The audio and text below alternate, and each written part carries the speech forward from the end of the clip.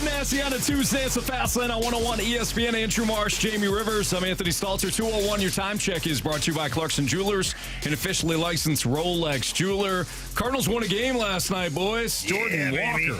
Jordan Walker with the triple off of Seth Brown's glove. Either way, let's not take anything away. It was a hard hit ball, though. It was a very hard hit ball. He went with it. Went to right field, right center.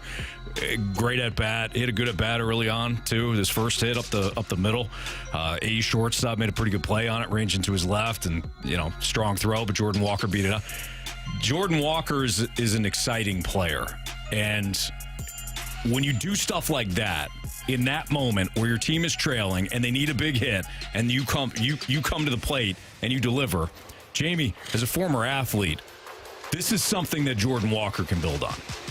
That's a huge moment. You being the former athlete can talk about how Jordan Walker can build on that. It's a huge moment. I was watching the game as it was happening, and other guys did not perform at that spot. No. And it came down to Jordan Walker, and he blasted a ball into the gap. A very tough play for the outfielder. Should he have had it? Probably. If you can touch it, you can catch it. Jerry Rice used to say that all the time. But nonetheless, it was a hard hit ball. Finds a hole out there in the outfield.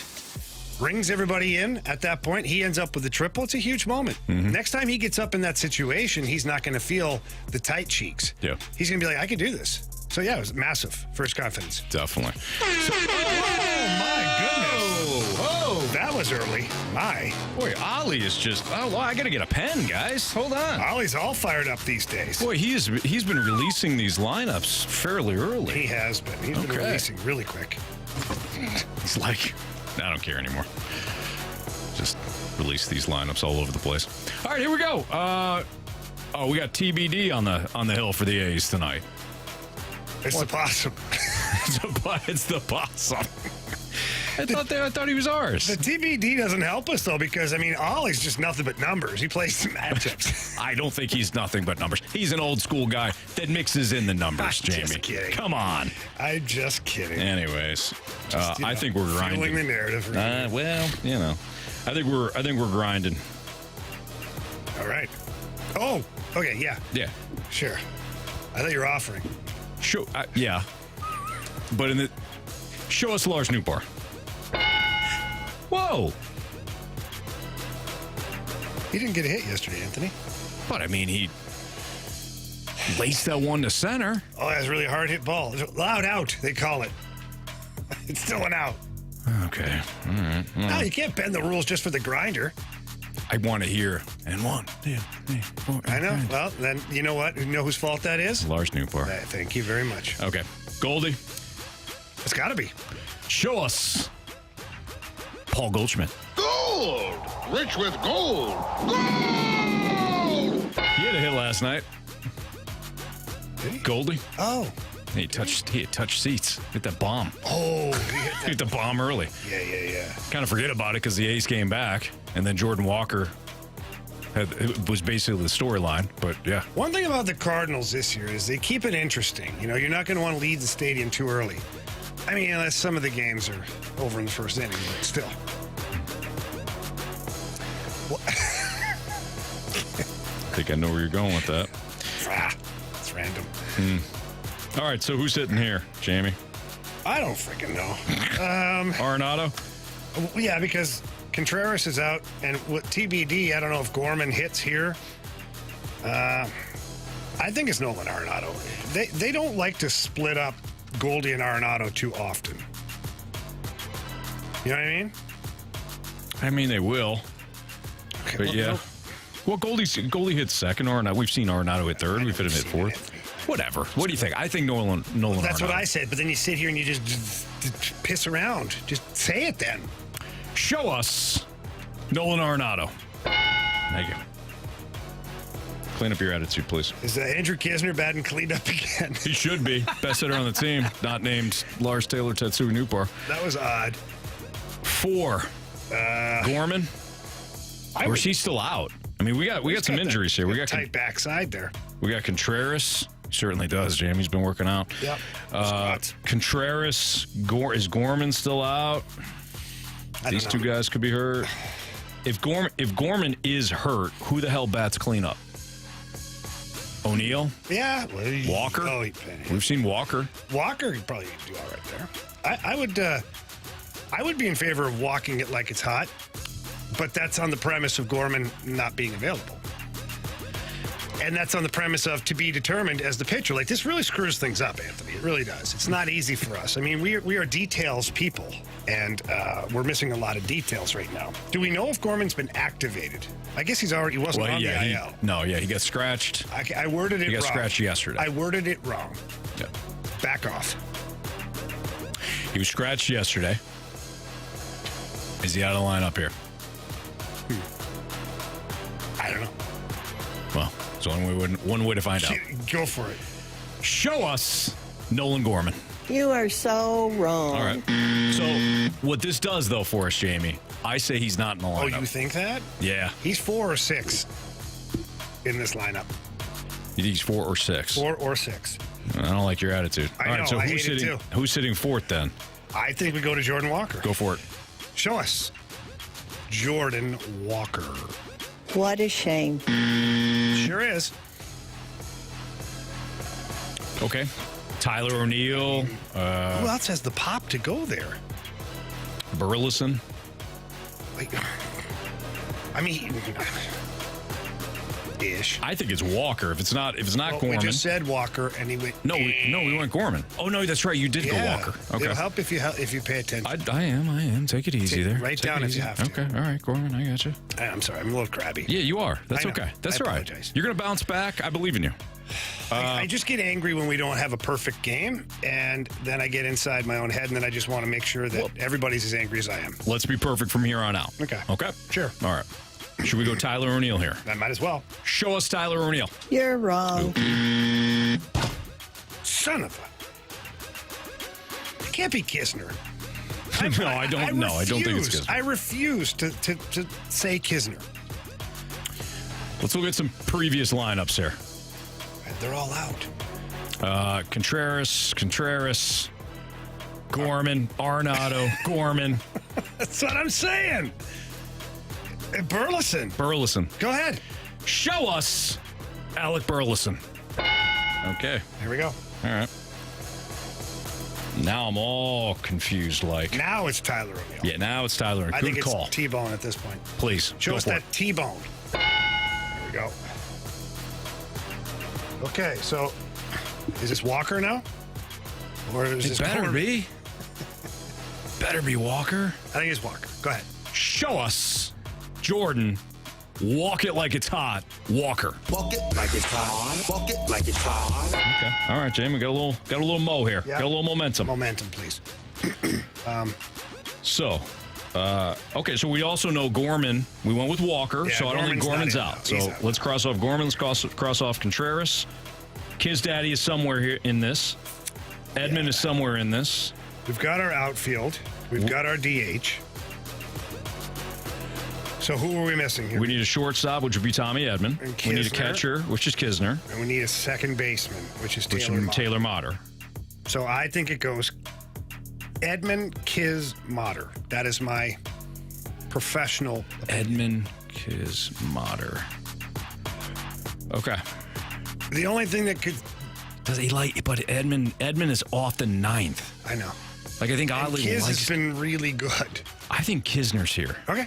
I'm not opposed to it. You good? Yeah. Show us Andrew Kisner. I'm the captain now. Yes. That's what I'm talking about, Jamie. Yeah. So 5, 6, 7, we're perfect.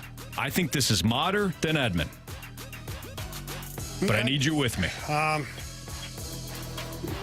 We're doing this as a team today. Yeah, it doesn't make any sense to go Edmund at 8. No. So I'd go Motter. Yeah. Show us the Mott sauce, please. Here we go. Anthony, go ahead. Show us Tommy Edmund. Tell me likey. Tell me want wingy. There we go, Jamie. There we blank and go. Nice job. We redeemed ourselves. Yeah, we did. Get the last 4 in order. Marsh, run it. Leading off, center fielder Lars Taylor Tatsui Newtbar. Batting second, first baseman Paul Goldschmidt. Batting third baseman Nolan Arenado.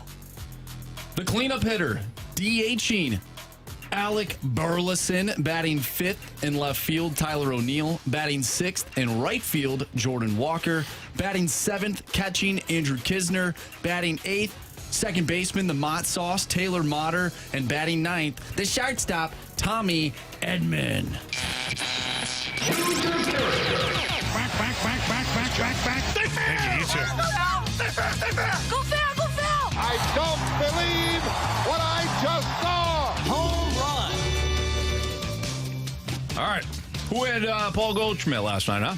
None Anybody? of us. No? Okay. No. Not too good, guys. So, I'm still one behind Jamie then? Yes. Okay. Marsh, why don't you go ahead and lead us off today? Yeah, seriously, change it up. We'll change it up a little bit. Well, I'm looking at the matchups against TBD, and it looks like Andrew Kisner's 5 for 5. So I'm going to go with Andrew Kisner tonight. All right. It's a bold move right there. I don't hate it. He has TBD's number. Does he? I think so. The numbers bear it out. I don't. Marsh is a numbers guy typically. Yeah. Typically. Jamie. All right. So, Marsh, you took Kiss Daddy, right? Yep. Okay, let's see here. TBD, you know me. I think Nolan Arenado is going to touch some seats tonight. He looked a little extra twitchy towards the end of the game last night, which means he's jonesing for a home run. I like it. Yeah, I think it'll be his first at-bat tonight. Bottom of the first, touches seats. Actually doesn't touch seats. Touches the bullpen out there. Into the bullpen. Hits one into The bullpen. Yep. Okay. Guys, I'm going to go a little advanced metrics here. Oh, God. Here we go. Tommy Edman's home run to fly ball ratio looking real good over the last month or so. Not last night, though. Shut your mouth, Marsh. You shut your mouth. good. You shut your mouth when you're talking to me. Okay. Tommy Edman, 3 home runs over the last 30 days. Give me Tommy Edman, despite batting 9th. All right? And there you go. There's your home run. Derby. Home run and your lineup. Yep. Nice work, boys. Brought to you by Could Be You. Could be you. Call Could be me. you sponsorship. Call me. Dakota Hudson makes the start tonight, 6:45. Oh, What boy. do you mean, oh boy? Guy's a winner. He's stressful. He's Randy? pitched fine. He's just stressful. Our guy Randy, opening drive, has been saying just don't watch the games when he pitches. I know, but it's hard. I like to watch the games. And he stresses me out. Sounds like this might be on you. It's definitely a me problem, but it's attributed to him. I like that you're open about it, though. You're open, you're honest. Effective communication. Thank you, Anthony. Way to go, Jamie. Blues regression candidates. This should be fun, huh? What? We're plowing straight ahead, baby. That's next on 101 ESPN.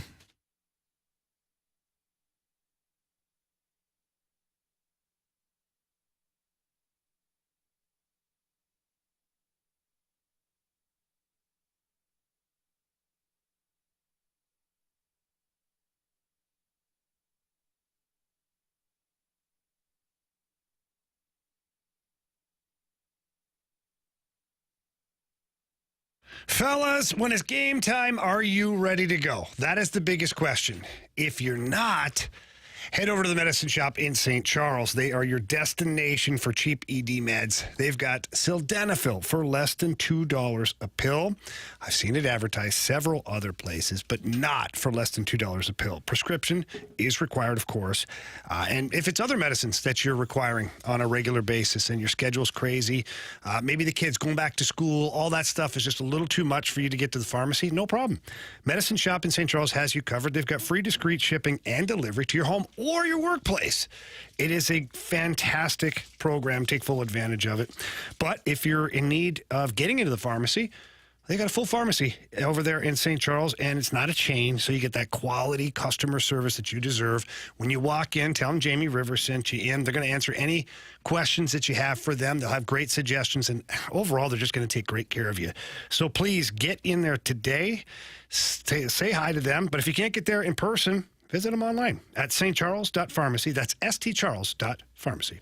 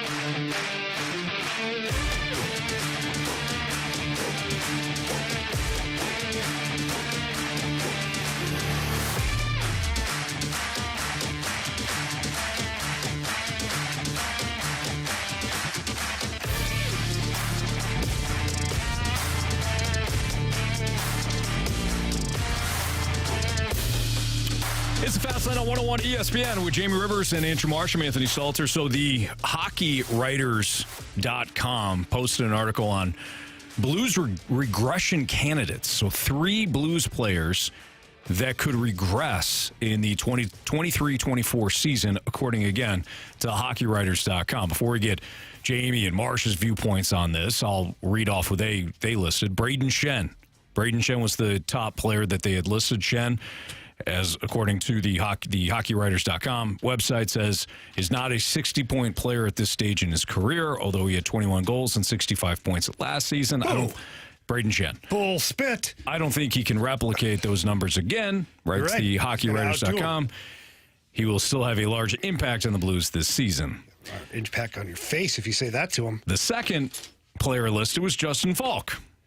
It's clear that Justin Falk's defensive game, which is on display a couple of seasons ago, has already regressed.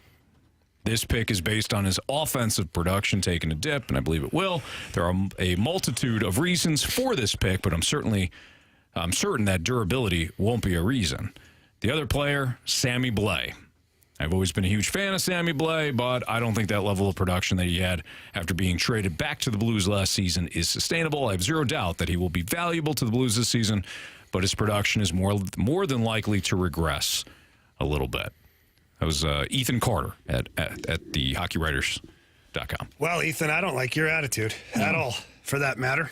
You can tell he doesn't bleed blue, and I hold him personally accountable for that. That's tough. Yeah. I mean, that was harsh. Yeah, so let's start from the top here, okay? Because I want to go over this. First one was Braden Schenn, correct? Correct. And he said that he'll regress.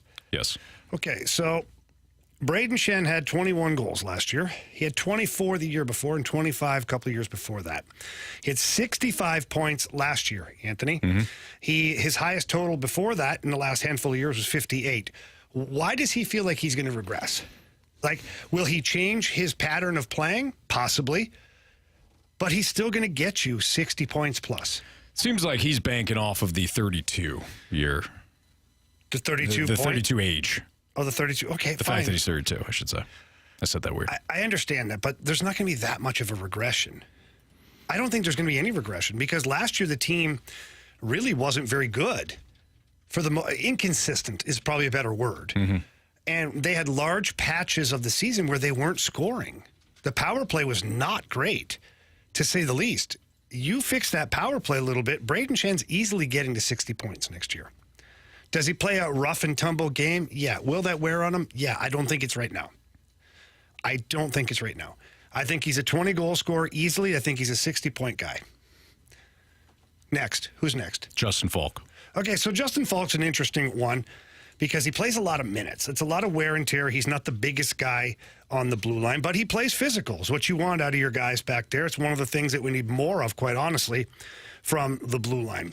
And when you look at Justin Falk last year, he had 50 points in 82 games. Is there going to be regression? Maybe. But maybe that's a good thing. And what I mean by that is maybe that's because other guys are stepping up. Maybe that's because other guys are eating away at some of his time on the ice, which means great. That means a more balanced defensive core. So I don't worry about Justin Falk regressing as far as points are concerned. He's not a Cale Makar. He's not an Erik Karlsson type player. Right.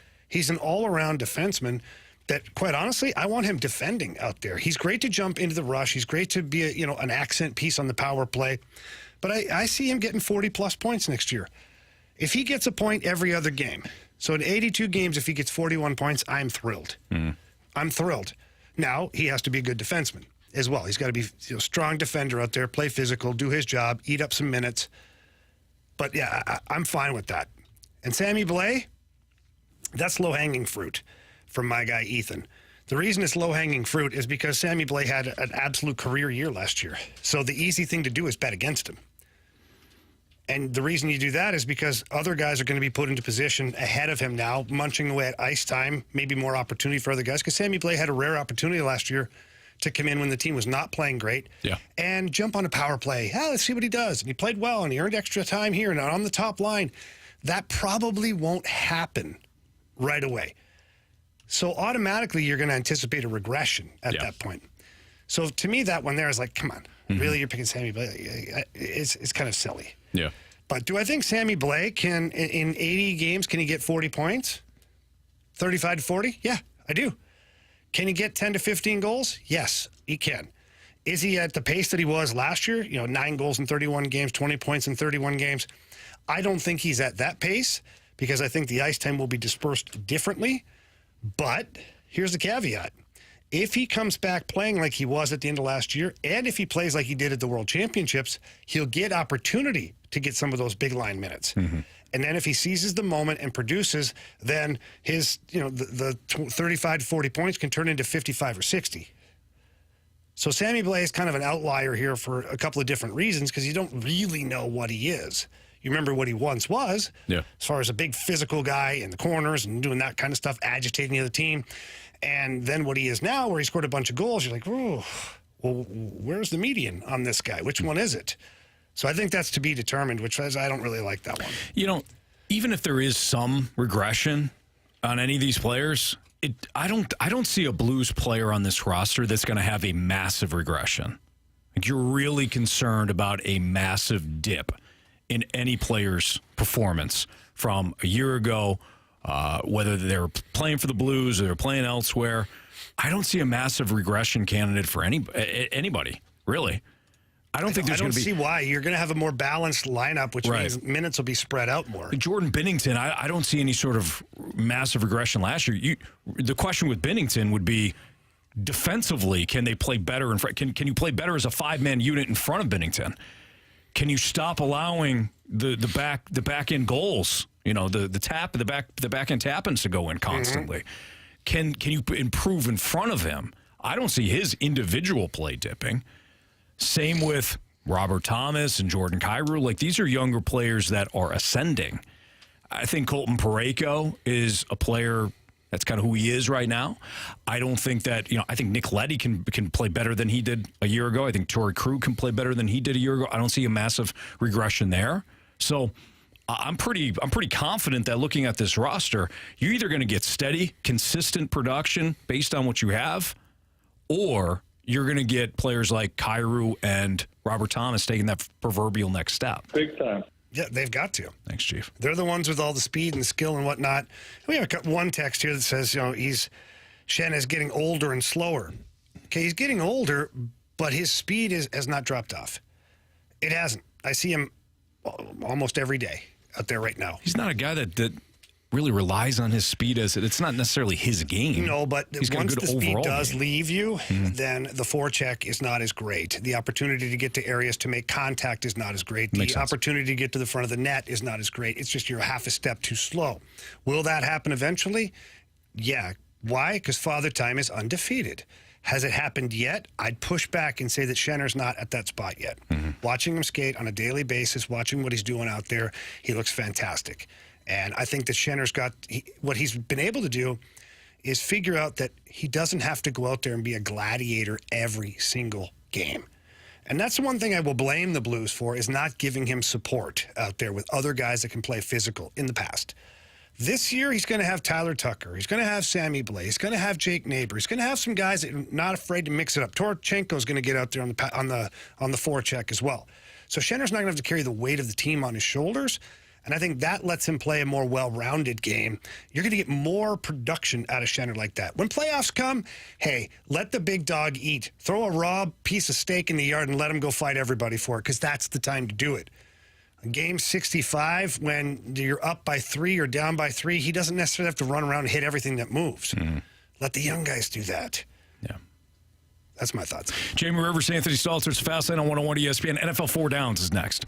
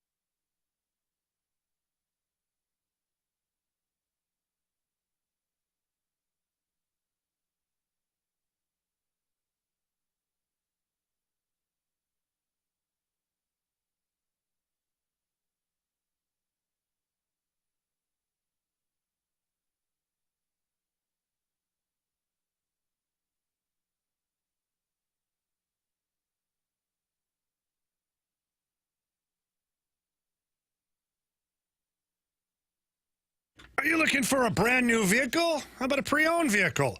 Look no further than Johnny Londoff Chevrolet. As you know, they've got 2 locations now. The Londoff Autoplex, located out there in beautiful St. Peters, right off of Highway 70. And the original Londoff, located in Florissant, Missouri. Bit of a landmark, if I say so myself. Both places are full of inventory. And again, whether you're looking for a brand new vehicle or a pre-owned vehicle, Londoff has you covered. And if you're worried about the money you'll get for your trade-in vehicle, Stop worrying about that, because Johnny Londoff guarantees top dollar for your vehicle, no questions asked. That's the Londoff guarantee. And I'll tell you what, they've been in business for over 80 years, and that's not by accident. They are fantastic at what they do. They make purchasing a vehicle one of the best experiences you're going to go through, whether you have done it 20, 30 times before, or whether it's your son or your daughter going in to buy their first vehicle. They make everybody feel comfortable with the process, and you leave there knowing that not only did you get the best price, but you got a great vehicle and a great support staff behind you. So please get in there and visit them in person. Tell them Jamie Rivers sent you in. But if you can't get there in person, get there online. Visit Londoff.com or LondoffAutoplex.com. Are you kidding me? Johnny Londoff Chevrolet.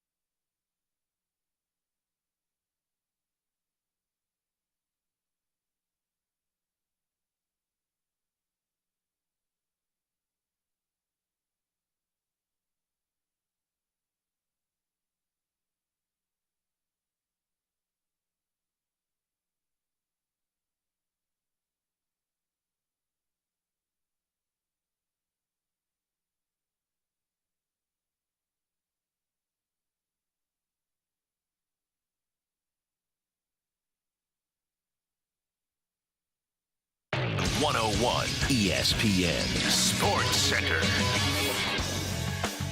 I'm Andrew Marsh. It's time for a Sports Center update driven by Johnny Londoff Chevrolet and Johnny Londoff Autoplex. The Cards defeat the Athletics 7-5 thanks to a bases-clearing triple by Jordan Walker.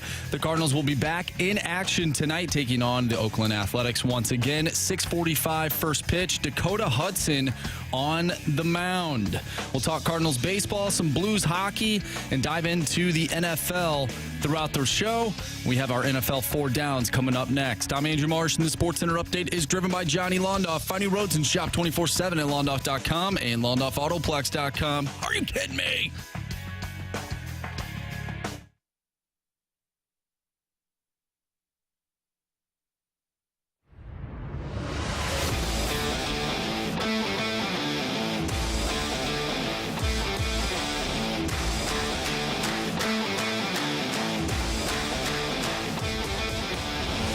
Time for NFL 4 Downs here in the Fast Lane on 101 ESPN with Jamie Rivers. I'm Anthony Stalter. Here's our guy, Andrew Marsh. First down. Guys, surprisingly, the Indianapolis Colts named Anthony Richardson the starter for week 1 of the regular season. Did you see enough from Anthony Richardson in week 1 of the preseason to be on board with him being named the starter? That guy's a Hall of Famer. I mean, you look at that week 1, I mean, my goodness, he can't miss. No, all jokes aside. Picking up on some sarcasm. Yeah, there, no, look, nobody has any idea if he's actually ready to be the starter, but what are their options? What's the pivot, Anthony? Gardner Minshew. Yeah. The magic man himself, Gardner Minshew. Here's the beauty of what they have going on there, is that they already know what Gardner Minshew is. Mm-hmm. They already know. So why not, if this kid's looked good, I have not seen enough to pretend that I can tell you whether he's ready or not. I haven't been watching every single practice day or scrimmage and offensive downs. And there wasn't enough in the first week, that game, to really tell me, oh, yeah, this guy's a can't miss. But again, I'll go back to my original comment. You already know what Gardner Minshew is, and if you have to default to Gardner Minshew, you're fine. We'll get through the year. We'll be fine. But right now, why not give the kid a chance to come out first week? Everybody's healthy, hopefully. He's got a healthy offensive line, healthy offensive weapons. Give him the best chance to succeed and kind of go from there. Yeah, outside of Jonathan Taylor, who that's a bit of a unknown. But oh yeah.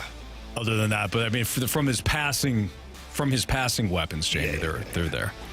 Thank you for pointing that out. Somebody would have. Taylor, I whatever. Really when it comes to Richardson, I mean, everything from his first preseason game, there's really only 1 or 2 throws that he made that you could say that's an evaluation throw. And I'm talking about reading a defense, having his footwork in line with his throwing mechanics. And, he had one right across the middle to a tight end over a defender that I thought was nice. Everything else was just get the ball out quickly, design plays that Shane Steichen had to make Anthony Richardson feel comfortable. That's it. He's going to have... That's their job. That's their job, exactly. You got to slow play this thing. Jalen Hurts, even the experience. You think about Jalen Hurts, who he was coached by at Bama, who he was coached by at Oklahoma. Jalen Hurts had a lot of experience coming out of college, and they had to slow play it with him. Why? Because the NFL is incredibly difficult. Anthony Richardson did not have a ton of experience at Florida. Split time 2 years ago. Last year as a starter, but really didn't move the needle that much. I thought he was going to win the Heisman.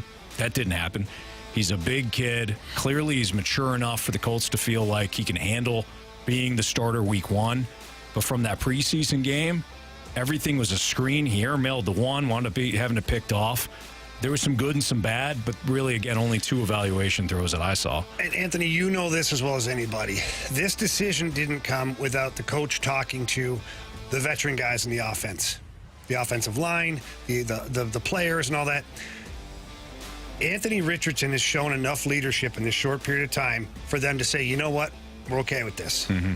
It's not the Zach Wilson effect where everybody's like, are you kidding me right now? Right. This is a group of guys that is willing to go through the growing pains with this guy because they respect how hard he's worked, his preparation, all that stuff. Good call. So we'll see if the performance matches all of that stuff, but it's not a fluke or just pulled out of a hat that they're picking him to start. Second down.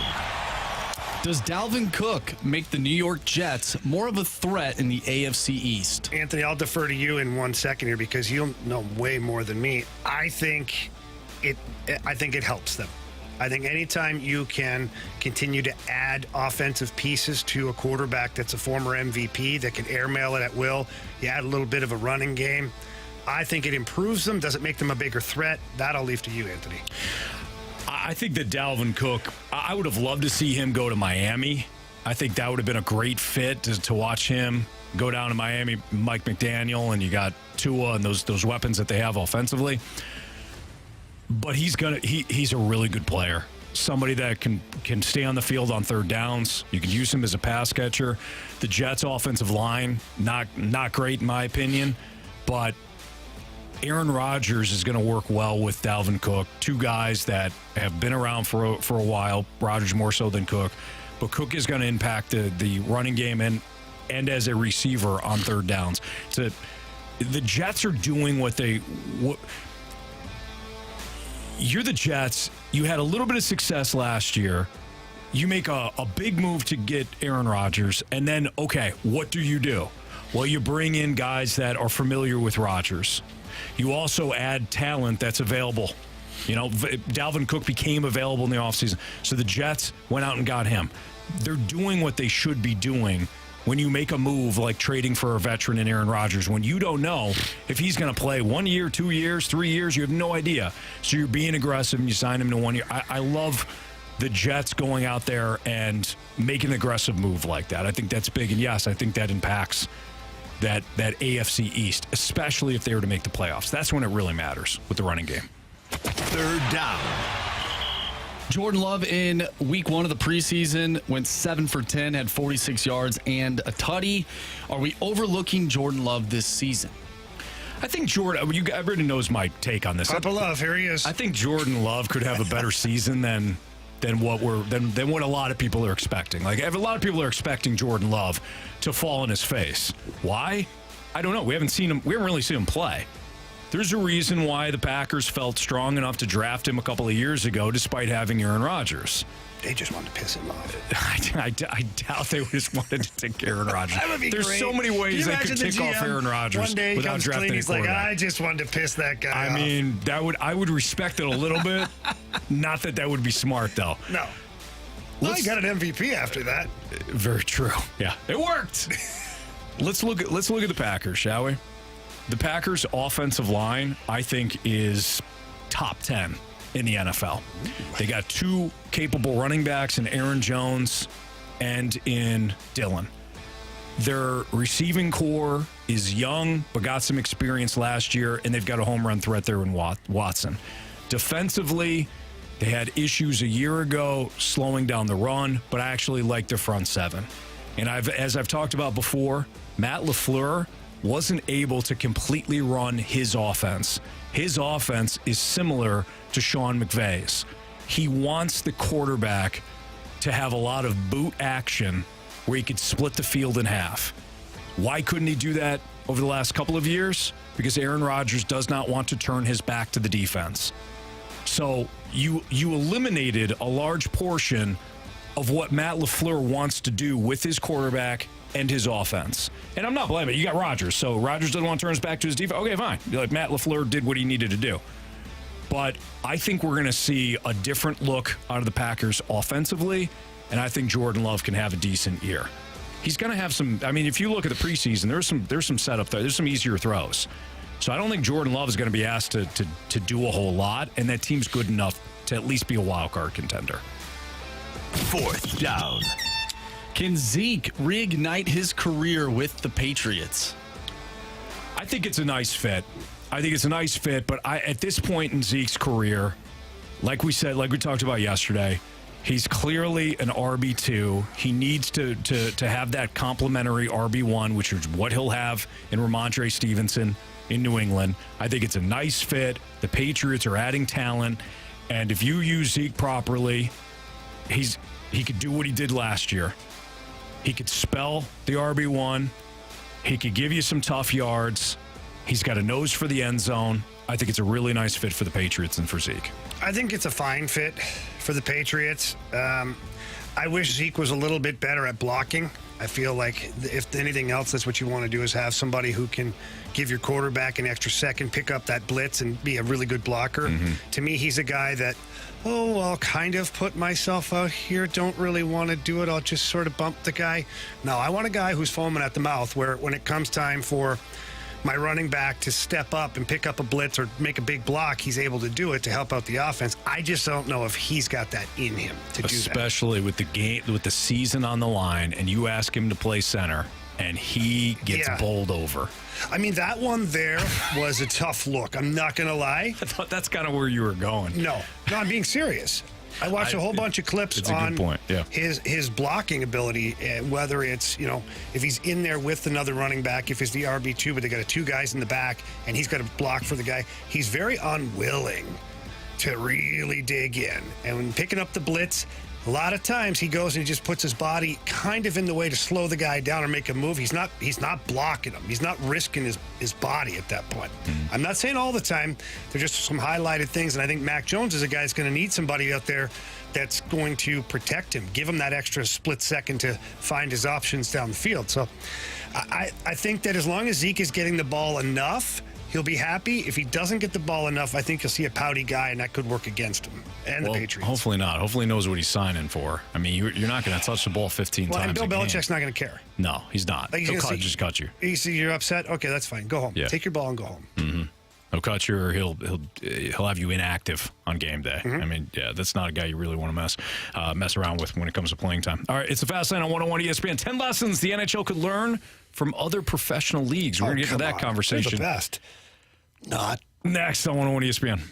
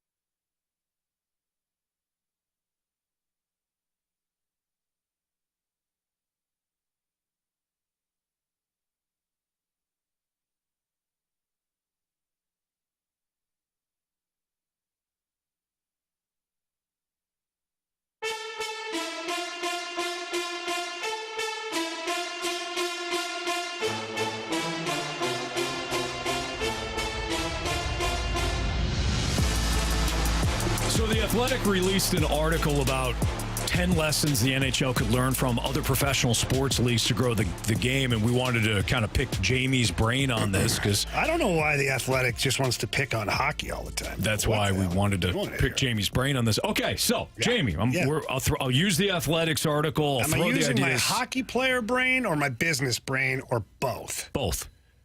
Combine the two. All right. Here we go. You got this. You were basically born for the role that we're asking you to play. I was made for moments like this. Yeah, you were. All right, let's go.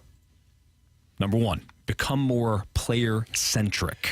Abso-friggin-lutely. Absolutely. And this is a pet peeve that I have with the NHL, and it goes back to my playing days. Too many guys want to be in the shadows. Mm-hmm. They don't want to be in front of the camera. They don't want to do things that they feel makes them kind of look silly or bothered or wake up, guys. Wake up. Sell your sport. This is why, like, when Jim Campbell and I were rookies here, we didn't care about anything. Like, okay, fine, we'll do it. We'll do it. We'll do it. We did personal appearances all over the place, did things and commercials and all that. And it was the greatest thing ever. It actually helped me get prepared for what I'm doing now. Mm-hmm. The players don't see that. And never mind that some of these guys make so much money they don't have to worry about a life after hockey. But what about your brand? What about growing your brand? What about reaching to markets that are non-traditional hockey markets? What about reaching companies that are non-traditional hockey companies? That all of a sudden, you're such a big name and a big face all over the internet because you're out there putting yourself in front of the camera and doing some things and just being more accessible that, Tommy Hilfiger all of a sudden is going to sponsor an NHL guy. Or Lululemon picks up a whole bunch of players. Like, why would you not? All these other leagues are doing it. All these basketball guys have shoes. Bauer doesn't make an Austin Matthews skate. Why not? They should. Mm-hmm. If nothing else, Bauer should be making a clothing line based upon their biggest player, whoever it is. T-shirt, shorts, a hat designed by the player. You get a couple of things, but overall, you're not getting it. So it's a big miss. So 100% the NHL could do a much better job at getting out there, and the teams overall can do a better job of forcing their players to be accessible. The NHL wants to make more money. Every team wants to make more money. I get it, especially here in St. Louis or smaller markets for that matter. You want to make more money. Who makes the money for your team? Your players. The players. The players do. So the more accessible the players are, the more your brand grows, the more important your company becomes or your organization becomes, the more people want to spend money on it because they feel like it's the right thing to do. We better get in now. We better advertise with the Blues because, Jordan Kyrie's all over the damn place. Mm-hmm. Robert Thomas is everywhere. Half the world knows who the Blues are now. So I think it's a big miss. This one I love. I don't know how you do it from a regional television standpoint because I think baseball could use one of these as well. And again, I think the TV contracts might prohibit this, but create the NHL version of the NFL Red Zone. I think every league should attempt to do that. They kind of do. What do you mean kind of, though? We're talking about the Red Zone. Anthony, if you let me speak, I could tell you. Okay? So what happens is you get the NFL's Red Zone, but it's following all the games. So the NHL at night has their blitz of games with all the highlights from all the games. It's not like necessarily in real time like the Red Zone where, hey, the Ducks are on the power play 5-on-3 against the Sharks right now. We're going to go out to Anaheim, check this out. Boom. It's not like, because the Red Zone, they bring you into all the action when it matters. I think it's a little more difficult with hockey because in NFL, you're first and goal. 1st and 10 at the 15 or whatever. You have important moments that you can just dial in right there. Or the screen pops up.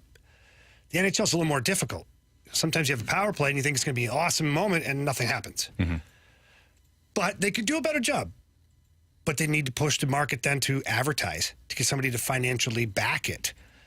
So that's where TNT, I think, comes in. TNT is willing to put the money out there, but do they have an ancillary channel that they could just make? Because the NHL network is really where it should be, but they have enough of their own content there that it's too tough. It almost be competing with itself. So do you have a second NHL channel? Call it, NHL, power play or whatever the hell you want to call it. I don't know. I'd like to see it. I just don't know what the model would look like. You'd have to really brainstorm to put it together to see how it would work. Because obviously hockey's much different than the NFL. We're talking about the Athletics article on the NHL and 10 lessons the NHL could learn from other professional leagues. Stagger the NHL schedule the way that the NBA does. So an adjustment, I'm just reading this, an adjustment could be as simple as staggering the start time, similar to the NBA. It's something the NHL is experimenting with this season with a 16-game night on October 24th. So if you're looking at just this one night, the NHL is staggering the start times. One game's at 6, then 6:30, then 6:45, then 7, then 7:15. I don't know if this one matters as much as, I mean, you care about your favorite team. They kind of stagger them anyways, to be honest, depending on who your team is. So if Toronto is playing, their start time is 7 Eastern time. Well, that's 6 o'clock here. The Blues don't start until 7 o'clock here. So it's not a complete game stagger, but there's a stagger there. Mm-hmm. And then obviously as you work your way west, every hour, is 1 hour earlier, 1 hour later here. So they're kind of staggered. I don't know. Here's the problem I see is if you're truly going to stagger it like that, you'd have to make the start time like 8:30 for the Toronto Maple Leafs to play. Does that make sense? Mm-hmm. Do you really want to take your kids to a game at 8:30 at night? You don't get home till 11:30, midnight?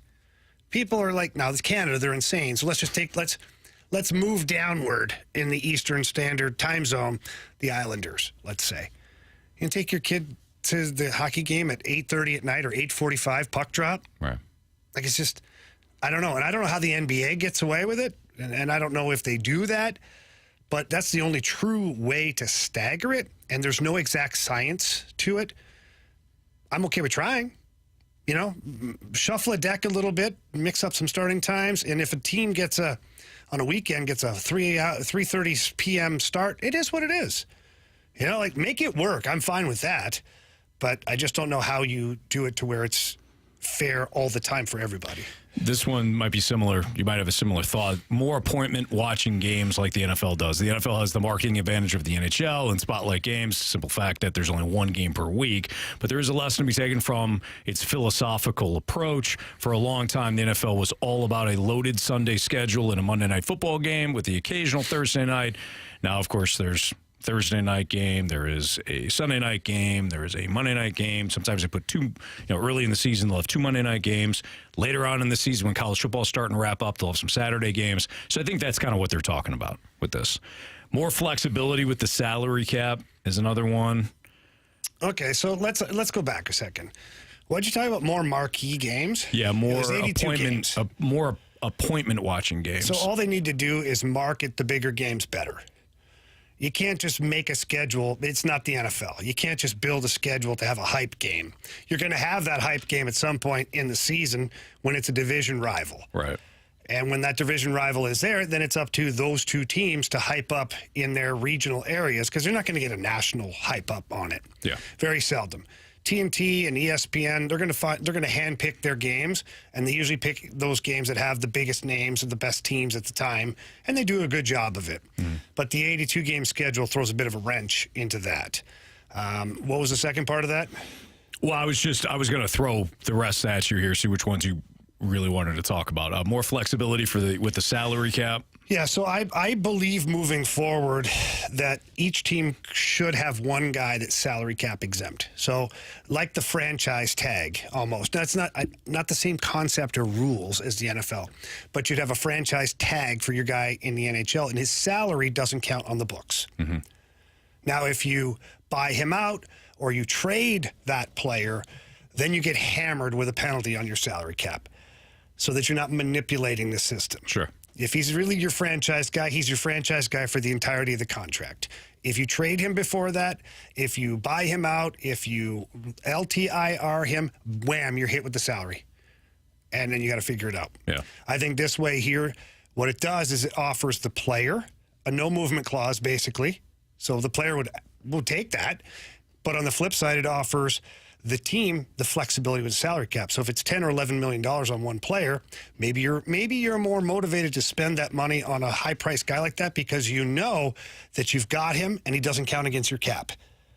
So like with Tom Stillman, throw out we talked about Austin Matthews yesterday.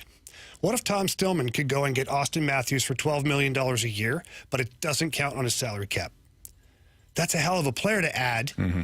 Now, the flip side of that is Austin Matthews is guaranteed to get $12 million a year every year, and you can't trade him or move him or do anything to him. Fine. Yeah. If you're putting the franchise tag on a guy that you're going to keep anyways, that's kind of the handshake deal anyway. Right. You don't want to get rid of that guy. So I would love to see that. That would be my suggestion. All right, maybe we'll get into the other options here. That's it? We'll get into the other options. Why don't we ever later. talk about hockey? We just did. Oh, let's talk about the rotation again. What is the best way to acquire 3 starting pitchers next offseason? That's next on 101 ESPN.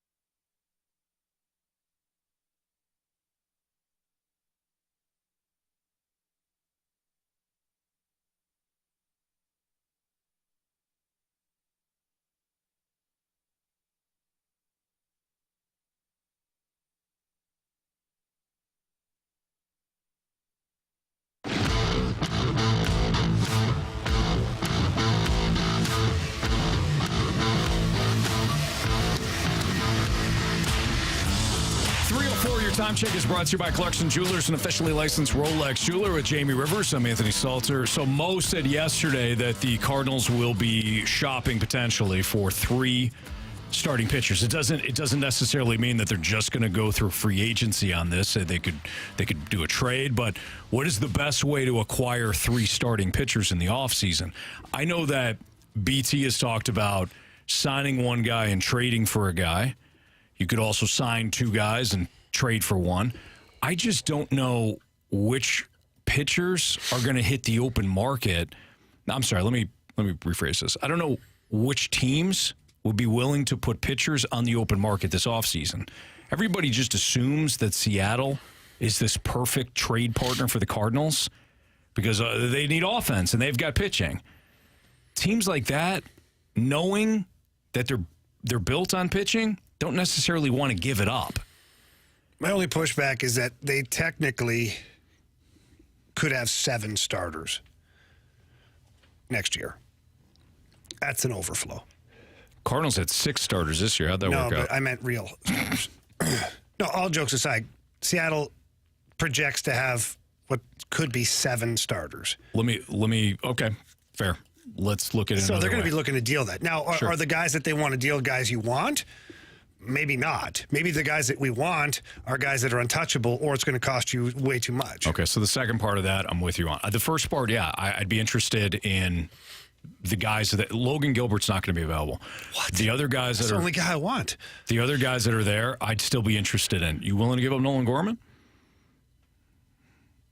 Maybe they're not going to take Tyler O'Neill, Taylor Motter, and 2 prospects. Well, then it's time to move Nolan Gorman.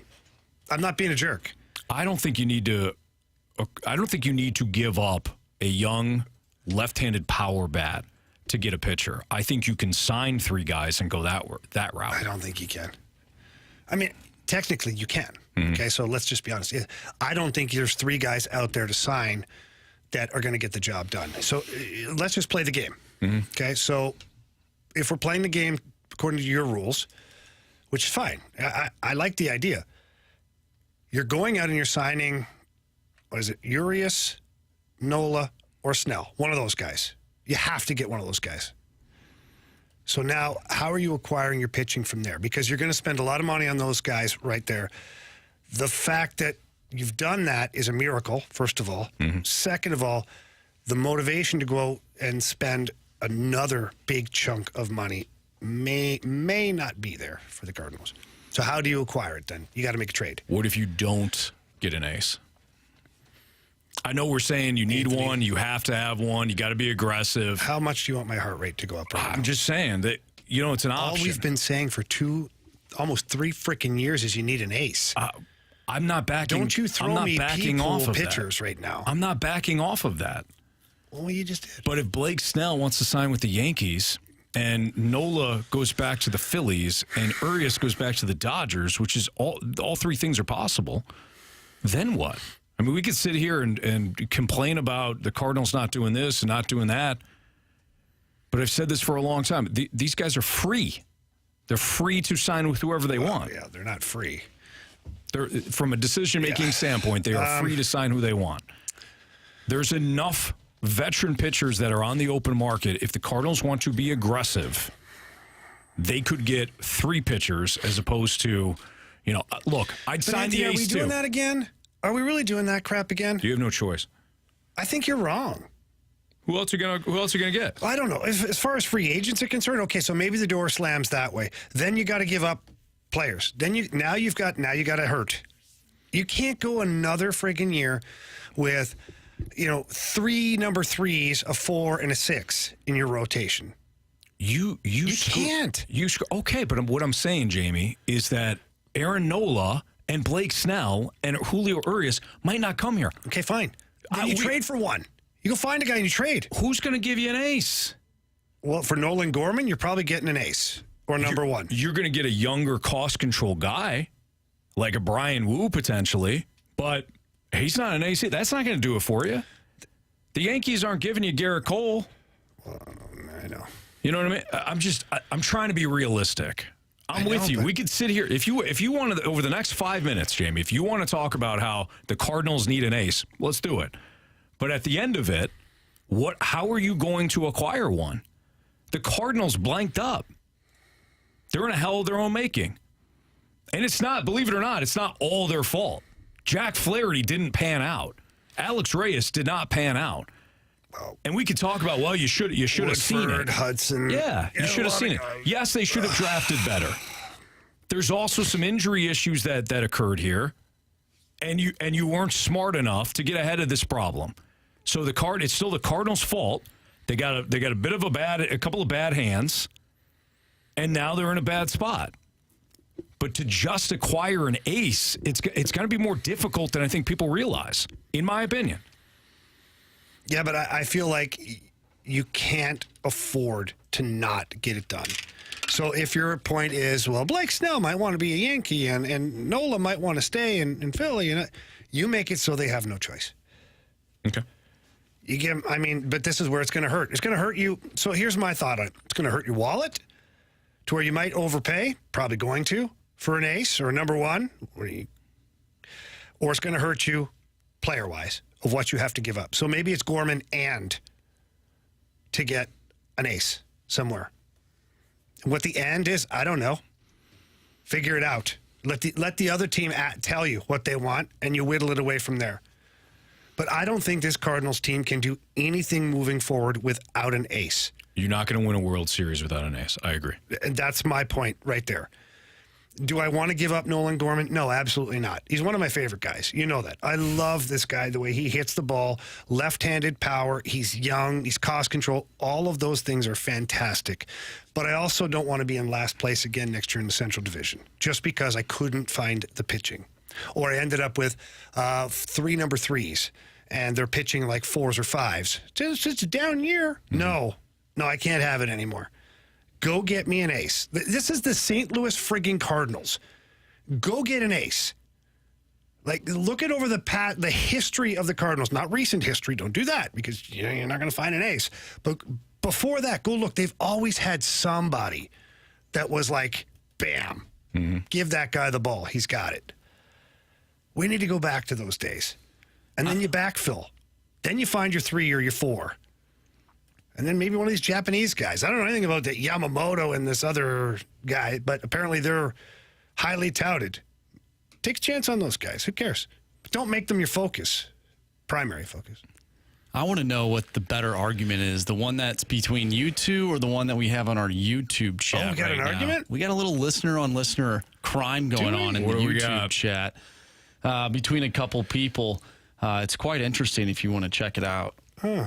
Well, what are they saying? What can you clean it up? No, there's nothing bad. There's nothing bad. I just don't want to promote violence, Anthony. We don't want to promote violence. Just someone's, I think, mocking Mo, and they sent quite a few messages, and some of the listeners in the YouTube chat are saying, hey, I think maybe one message is enough. Mm-hmm. And now they're going back and forth. Oh, okay. Gotcha.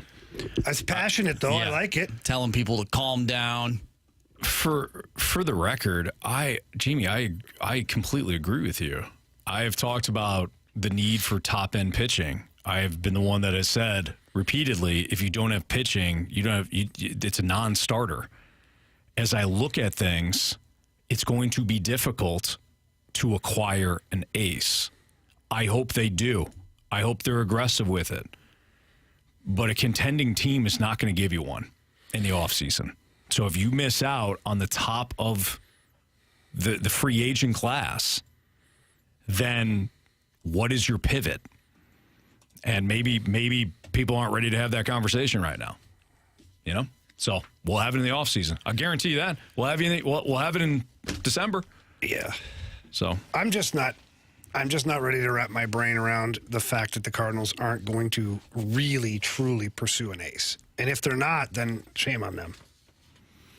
All right, well, let's play Prove Me Wrong. If you want to send in a text, 314-399-9646. It's the Air Comfort Service text line, YouTube channel at 101 ESPN STL. Send in a Prove Me Wrong option. We'll do that next here on 101 ESPN.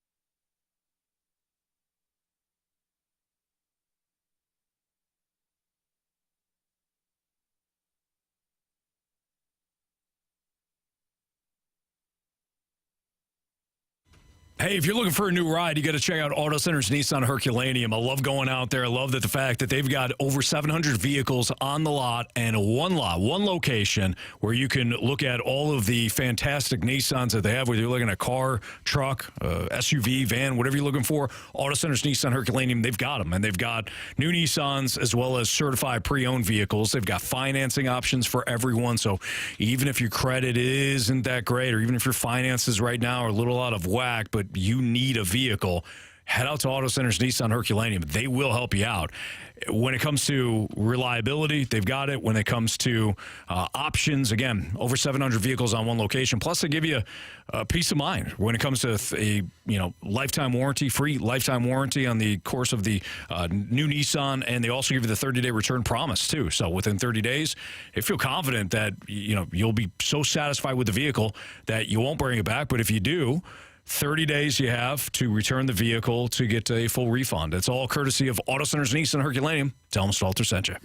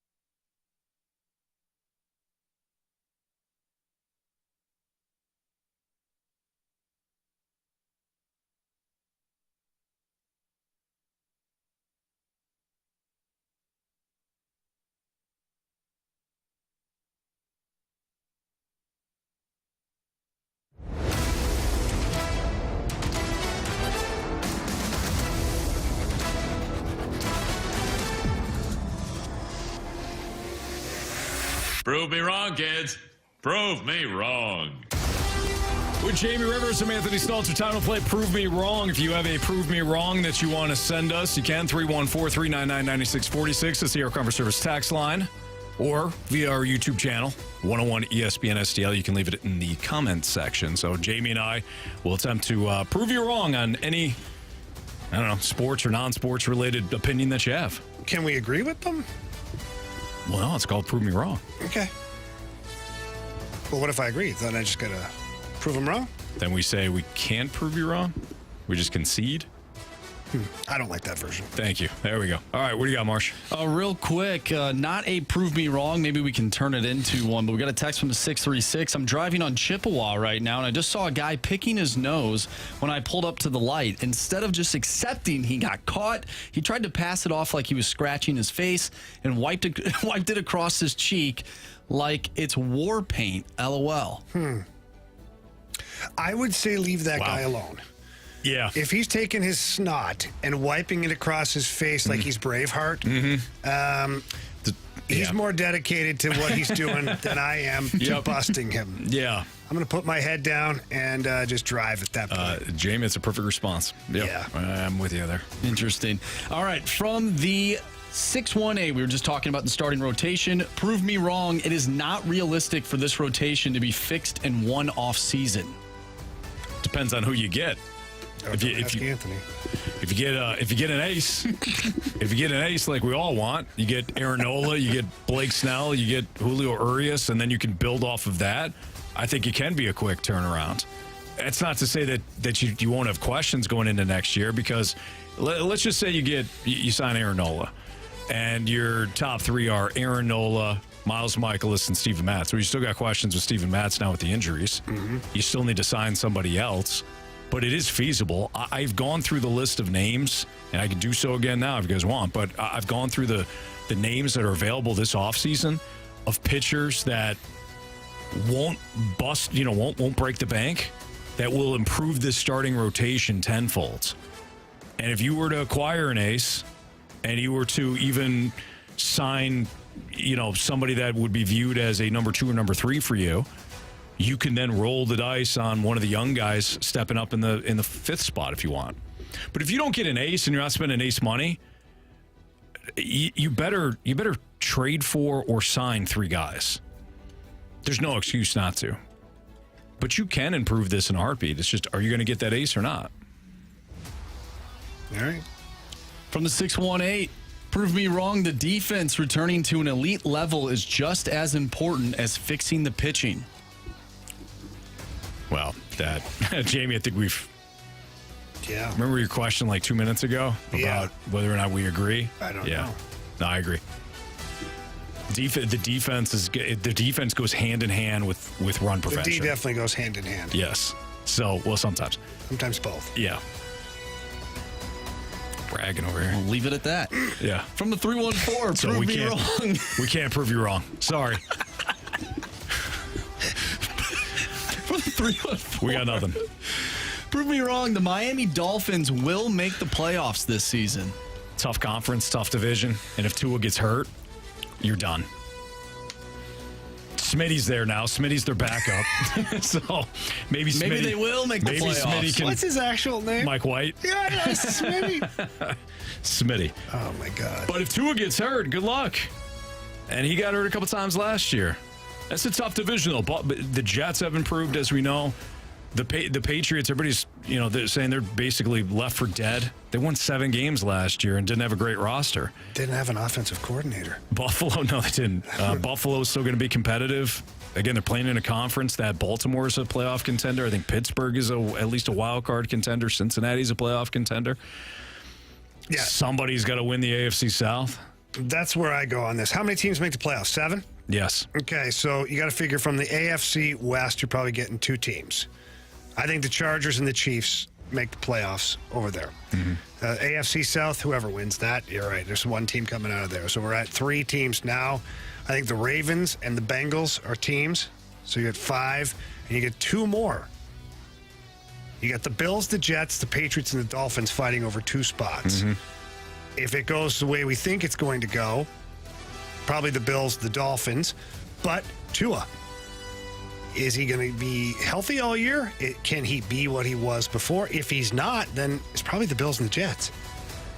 The Dolphins are out. And you're still going to get a surprise team somewhere. Somewhere along the way. That's just quickly going through. Yeah. I mean, like I said, the Steelers could be a playoff contender.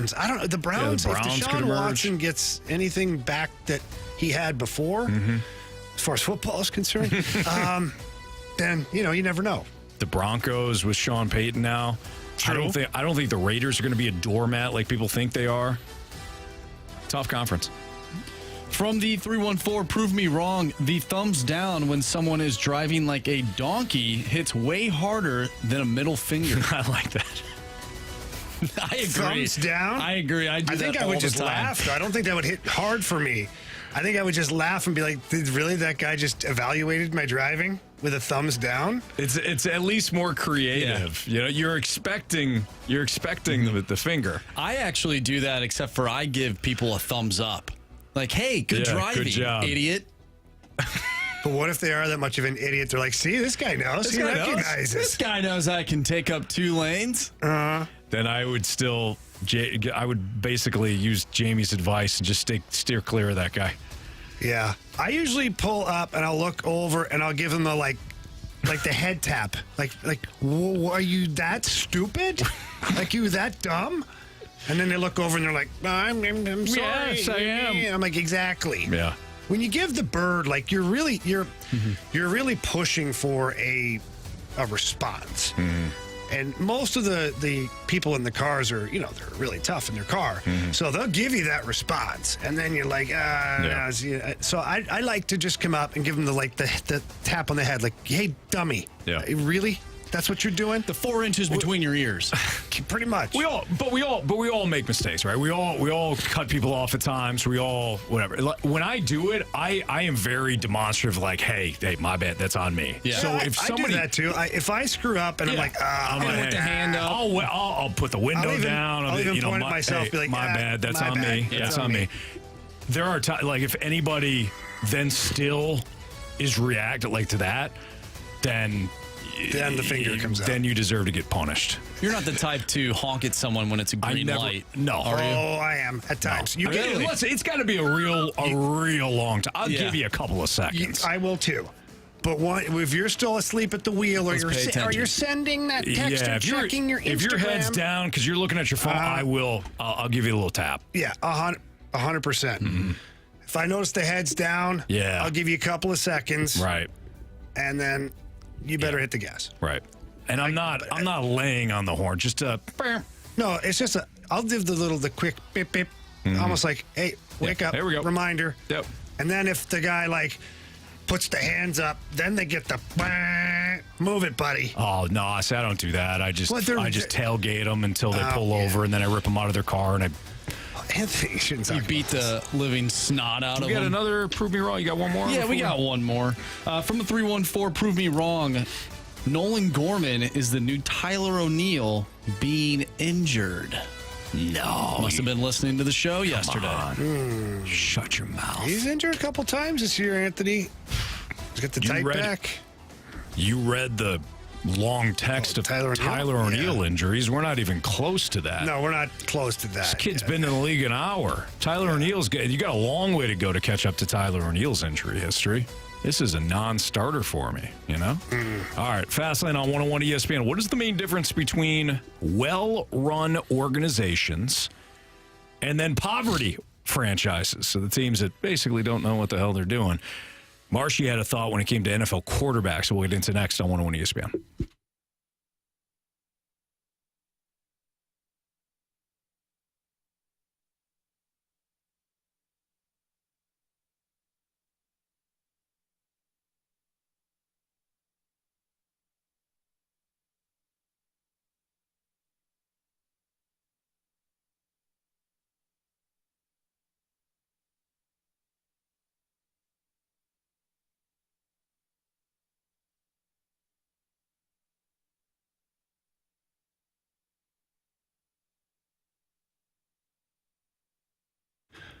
Gentlemen, listen up. You're suffering from low energy, low motivation, maybe decreased mental acuity. Maybe your attention span is not there. The stress is overwhelming. You got a little bit more of that body fat. And the muscle's not there. You're not motivated to get in the gym. Your libido's down. You're a mess. You are a mess. Get into Mentality. They're going to check you out. They're going to talk to you. The board-certified physicians are incredible at what they do. And Anthony, we talk about all the time. It's like one big happy family. Everybody's in there for the same reason, to feel better, to do better all the time. And when Mentality takes your blood panel, they figure out exactly what it is that you're deficient in, and they create your own program specific for you. Well, Jamie, you and I are cut from the same cloth, and when it comes to this, right? You look at it and you say, okay, I'm frustrated all the time.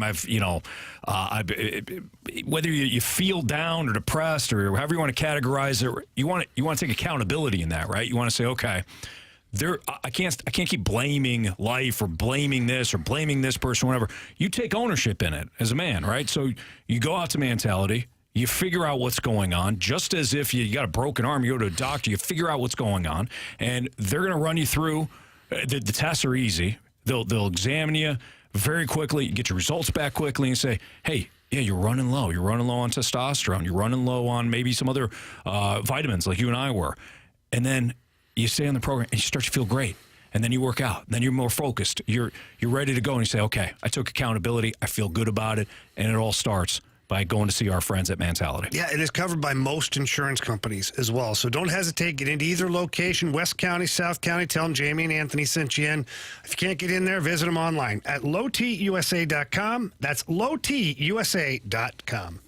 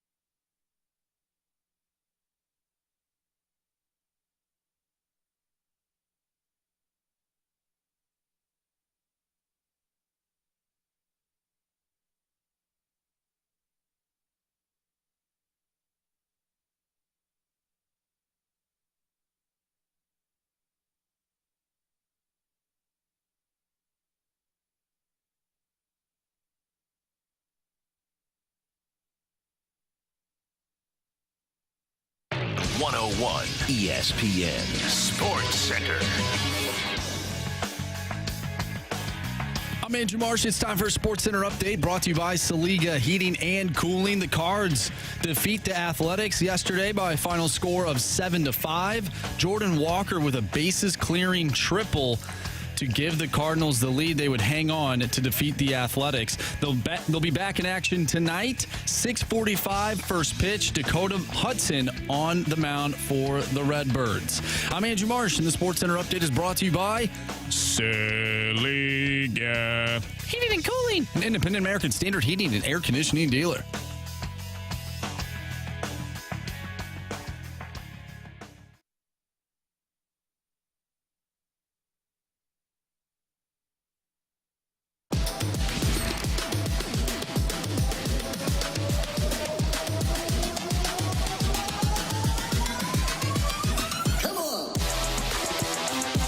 So Marsh had a thought on The main differences between well-run organizations, and this could apply to all sports, but Marsh, you had a thought actually when it comes to football.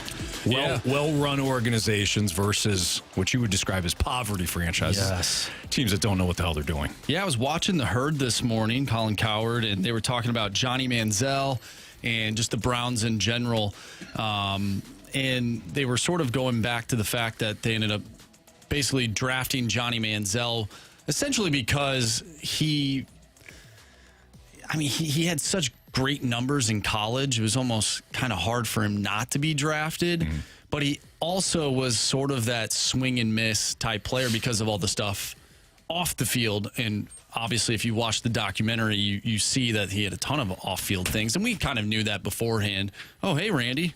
Hey, Randy. Hey, this is the best organization in sports right here that I just walked into. Well, we're just one team. 101 ESPN is the best organization. Now, are you guys going to take less money so that Marshy can get more and maintain the quality of the show? Yeah. Like Patrick Mahomes did. We already did. Oh, $9 million. Yeah. Well, I mean, he gets it, though. Yeah. He gets it. He likes to win. He likes protection. He'd like to have an offensive line that is pretty good and can make some money so that he's not finished in 2 or 3 years. He also knows he'll make that back in an hour via it's probably just one advertising deal. Sorry to walk in and hijack your show. I just wanted to say that I used to be a big-time road rage guy, and I'm not anymore. Randy, I find that hard to believe. I'm not anymore. That I was or that I'm not? That you're not. Correct. Oh, no, I'm not a road rage guy anymore. I will let somebody sit through a green light, and I won't even honk. I will. I don't know, Anthony. He's a good liar right now. But Randy's been very honest about his road rage in the past. Now you sent I was a road rager.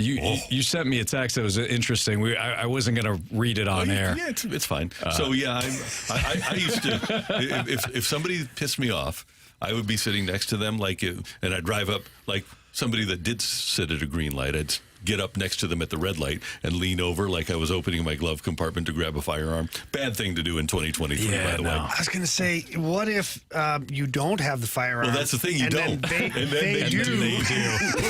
Yeah. And they're like, okay, bro. The double guns. Oh, boy. Exactly. Yeah. So anyway, it's probably smart. You never know. I mean, people got issues. Yeah, they do a lot more than I do, which is kind of bizarre that people have more issues than I do. Good point. So I was going to say three out of the 4 people in this room have issues. I'm going to let Marsh off the hook. He seems like I appreciate that. A well-adjusted kid here. Yeah, for now. Last weekend was it? I saw Marshy out going for a walk. That's what he said. At the park. Yeah, you were cycling. I was riding my bike. He said you had the whole Greg LeMond look going. Yeah, I do. I love bicycling, and people have. I've always done it, and so I always wear a helmet, and I always try to dress brightly so that people won't run me over. And you wear the skin tight stuff to be aerodynamic. No, Randy was looking pretty jacked though when I saw him. There you go. So, well, that's good. Yeah, it is good. Well, I could see Randy at Creve Coeur Park. Is that where you cycle? Yeah, yep. Okay, so I could see him getting a couple of rounds in and then being the guy that jumps off and then starts to do the curls with the mountain bike, Oh, yeah. That could have been me back in the day, Anthony. But I can see Randy doing that. No, I do. Before he jumps in his car. I do the curls I learned after having quadruple bypass surgery. 15 pounds. That's it, baby. But hey, you're feeling good and you're looking good. I feel great. Thank you. You guys have. Sorry to hijack your show again. It's fun. You never hijack. I love you guys. And this is the show of record in St. Louis. Oh, well, thank you guys. For keep Randy. up the great work. I think the key is again, Marsh, you're not in this, Jamie. You and I definitely are. We're just dumb, so we're just. But Anthony, you're definitely. Okay, as an old man, I can tell you, as long as you're having fun, it doesn't matter. That's very just true. Have a good time. Well said. All right. Keep up the great work. Here we go. In the mornings as Thank well. You guys. You, Carrie, Brooke, Rock, you guys are sounding good. Appreciate it. We have a great time. You too. See you later. I'll be tuned into the Gauntlet, which I lose a lot more often than I lose the fight. Wow. See, what category gets you? Anything Random? except for sports, yeah. The random. Yeah. The randomizer there, yeah. Which category do you tend to do well in the Gauntlet? I'm good with football and baseball. Okay. Do you ever do the Immaculate Grid? I have. You would. So, Jamie, you would rock the Immaculate Grid hockey. I suck at immaculate grid hockey. I didn't realize what it was until I went in to record a Gridiron podcast with Carrie, and Carrie was playing it, the football version. So I'll have to take a look at it. It's a grid where they give you 3 players. 3x3, yeah. It's basically Sudoku. Oh, yeah. No, I did do that. Actually, I did that. They give you teams, right? They give you... Not too long ago, I had a Instagram follower send me something. They were stuck on one of them, and I handed them a player, and they're like, "Oh, that was great." Yeah, you would absolutely rock hockey, but I suck at hockey, and I suck at the NBA, but I'm good at baseball and football. There we go. They give you 3 teams, and then you got to pick players that played for both organizations. Yeah. So, for example, today, sometimes it's not even teams too. Sometimes, especially if you're doing the baseball one, it's like which player from the Cardinals has a career average over 300. Right. Oh, so, really? Yeah. Example today. Yeah. You can do a player that played for Calgary and the Winnipeg Atlanta franchise, Calgary and Arizona, and then a Calgary player that had 50-plus assists in a season. Oh, wow. And then Vancouver, Winnipeg, Atlanta, Vancouver, Arizona, and a Vancouver player that had 50-plus assists. I guess we'd take a Sedin there. Oh, yeah. And then an Edmonton player that played for Winnipeg/Atlanta. Arizona, and had 50. So it's really fun, but... I'll check that out. I've seen a couple of them, and they're fun. I enjoy it. Yeah. Did them with the kids, too, a little bit. It's cool. a good learning tool. Yeah. Keeps your mind sharp when you're old. All right, boys, take care. All right, See you, Randy. Randy. Thank you. See you, Randy. That's Randy Carricker, the one and only Randy Carricker, opening drive every single morning right here on 101 ESPN from 7 to 10. I've actually played multiple times the hockey one. I think it's called Puck Doku, and I've used Jamie quite often because it works. A lot of teams. Yeah. Teams. I was waiting for Randy to list 2 teams that you played for, but you never played for Calgary. No, not yet. Not yet. Yeah, Never there's know, still Anthony. time. Phone's on. You never know. I played with Craig Conroy. I'm sure the agent is constantly keeping your name in the mix. Matt Cater's pounding the pavement all the time. You got the Calgary Stampede up there. Oh, yeah. That's good. It's not the football team. No. Oh, really? There's a different Calgary Stampede? Yeah, there's a real Stampede. Oh. It's massive. Like, you talk about one of the greatest times in your life ever, go to the Calgary Stampede. Okay. All right. I just knew of the Canadian football team, the Calgary Stampede. Stampeders. Oh, that's right. Multiple Stampeders. Yeah. All right. Well, we took a detour there with Randy, so I say we get back to it. We just get back into it. Yeah. So what is the main difference? So basically, Marsh was talking about listening to Colin Cowherd. He was thinking about Manziel and how the Browns, they drafted the exciting player. Well, is that one of the key differences between good teams and teams that constantly need quarterbacks? It's next on 101 ESPN.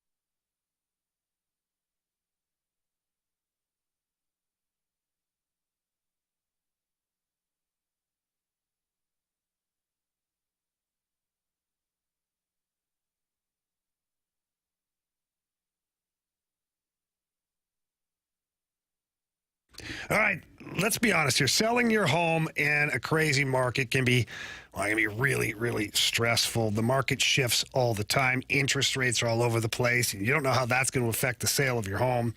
You can't trust just any average agent at that point. You've got to go with the best. And the best is Gloria Liu with Your Home Sold Guaranteed Realty. Gloria has several different options for you, but the one I love is the guaranteed sales. Gloria will sell your home at the agreed upon price, or she buys it herself. And She guarantees that in handwriting. And another thing is that, in this market, it's tough to find buyers sometimes. Well, Gloria Liu already has the buyers for you. She's got an exclusive database that has thousands of ready buyers, and they create a higher demand, ultimately more money for you when you get to the closing table. So please don't hesitate. Call Gloria Liu. Tell her that Jamie Rivers sent you in. That number is 314-325-6888. That's 314-325-6888. Or visit GloriaHasTheBuyers.com. Remember, conditions do apply. Gloria and the seller must agree on the price and possession date.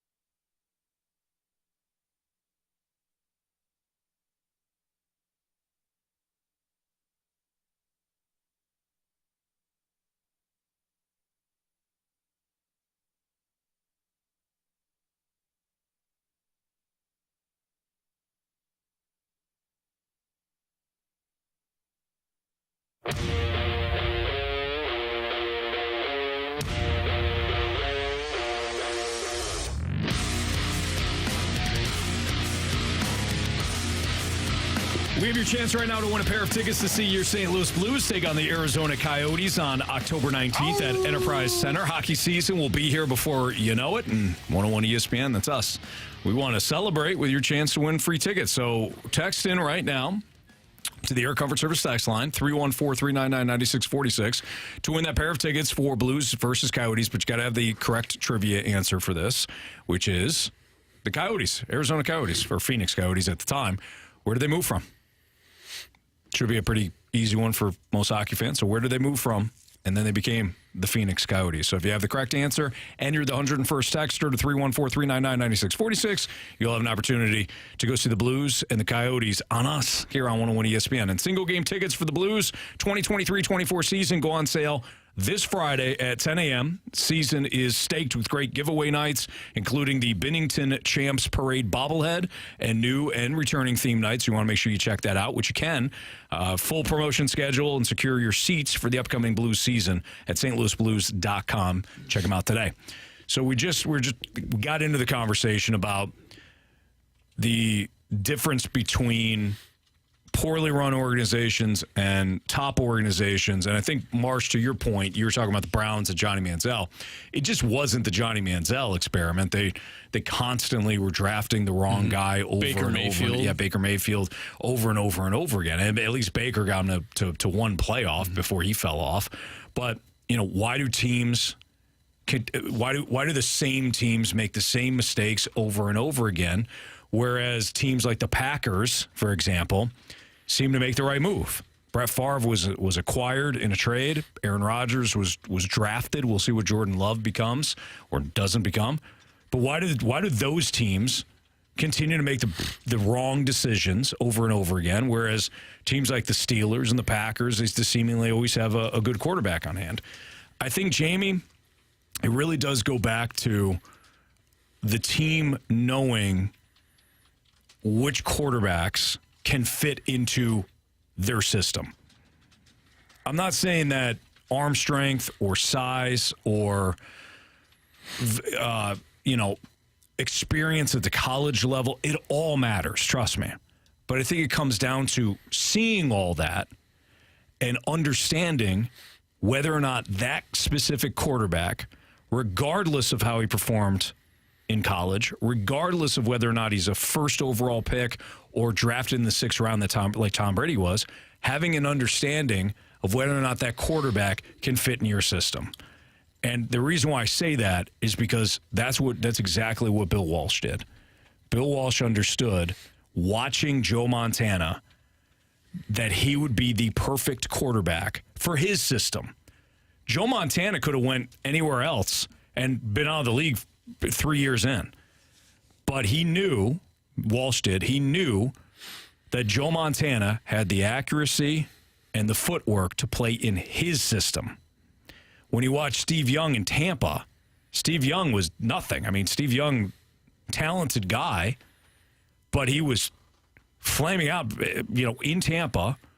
Bad team, not the right fit, but he knew Steve Young had the footwork and the accuracy to play in the West Coast and to thrive in it.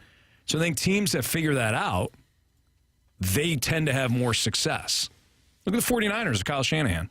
That's not by accident that they didn't get it right with Trey Lance, but they did get it right with Jimmy Garoppolo, who got him to a Super Bowl, got him to another NFC Championship game.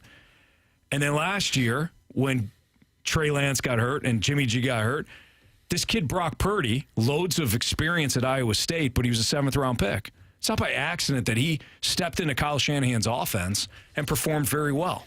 Shanahan knows what he's doing, and he knows which quarterback will work well in his system. I think the Browns just draft the guy, and I think a lot of teams just draft the guy. They're desperate. The top guy's available. We'll see how it works out. I think most teams operate that way. Yeah. So I'm of the belief that if your team is already established, you find the quarterback that fits your system. Mm-hmm. But if you're in a team that is, just terrible, if you look at some of the terrible teams, you draft the quarterback and then build the system. I think that's the way you can do it too, because you have the luxury of doing that. If you're that terrible and you get a top 2, top 3 pick and you pick a franchise quarterback, mm-hmm. He may not match what you've been doing before. But so what? You go and suck for a couple more years. You get him some weapons or some protection, and you build a system that suits that quarterback. I think it can work that way too. Unless you don't know what your vision is. Well, yeah, of course. Well, of course. But that could apply either way. Sure. I mean, even if you go find a quarterback, if your vision's blurred and you pick the wrong quarterback that you think fits your system, then it screws it up too. But I'm just talking about, you also need the architect behind. Okay, so you draft the quarterback, right? Like you're saying, draft the quarterback, build around him. And I think you have to do that whether you're a good team, bad team. You should build around the quarterback. But if you don't have the vision for what that QB can be in a specific system, you're screwed. And then you're just flailing. You're just you're like, all right, let's try this. Oh, this offensive court. This is what bad NFL teams do. They look and they say, our head coach isn't getting it done based on the results. We've got a young quarterback who we drafted first overall last year because we sucked last year. Who's the hot name? We need an offensive coordinator. Well, the offensive coordinator comes in. He's never been a head coach before. He's going to run his system regardless of who the quarterback is, and he's going to make it work. I don't think it always works out that way.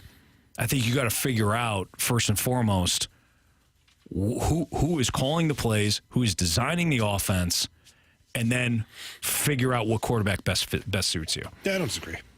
It's very difficult. I'm not saying it's easy, because there's a lot that goes into being a bad team, Jets, Browns. What are your options? What are your options at that point? The Jets, Sam Darnold.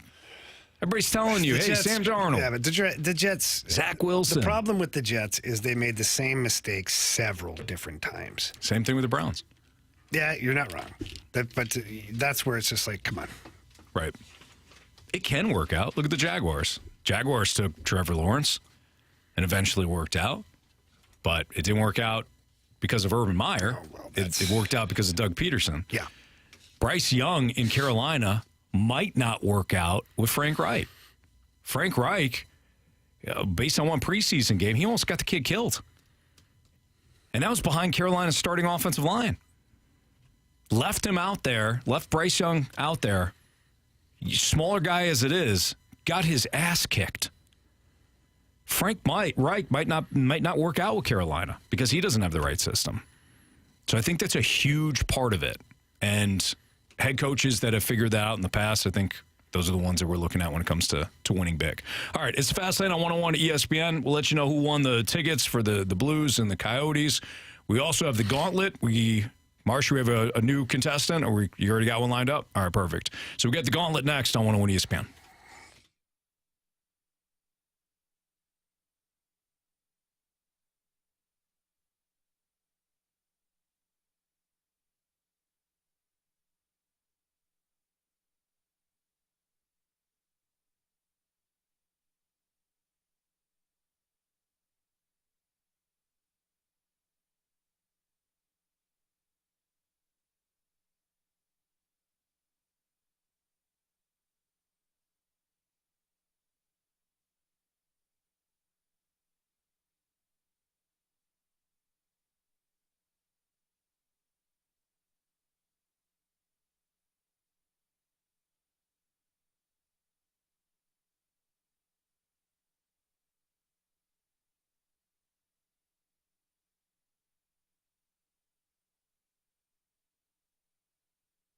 Save money right now on your car or your home insurance with Allstate and Tracy Bibb. With the Bibb Agency, you get that personal attention from your agent. And I speak from experience on this. I never knew who my agent was until I joined the Bibb Agency. I had a 1-800 number, and I would just call whoever, and they would answer, and I would try to explain, what I needed or what was going on or maybe what the problem was. And I'd have to call back and I'd have to start all over again. You don't have to do that with Tracy Bibb and the Bibb Agency. They know who you are. They're on top of all of your coverage. They're going to make sure that you're covered properly. They are going to fight to make sure that you get the lowest rate possible.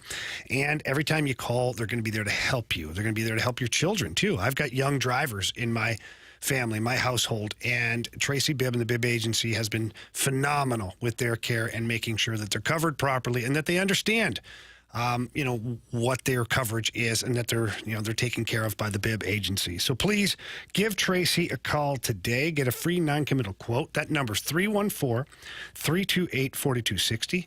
Again, that number's 314-328-4260. It's no fib. You're in good hands with Tracy Bibb.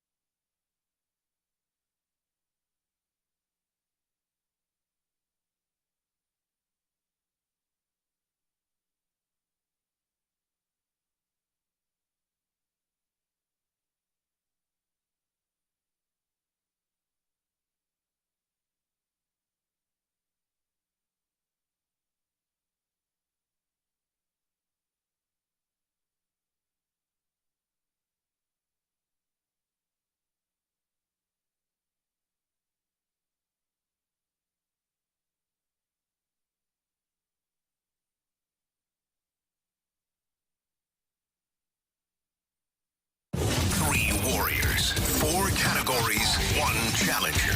Can you master the Gauntlet? Brought to you by Master, your hometown source for business communications for more than 30 years. Visit masstour.com.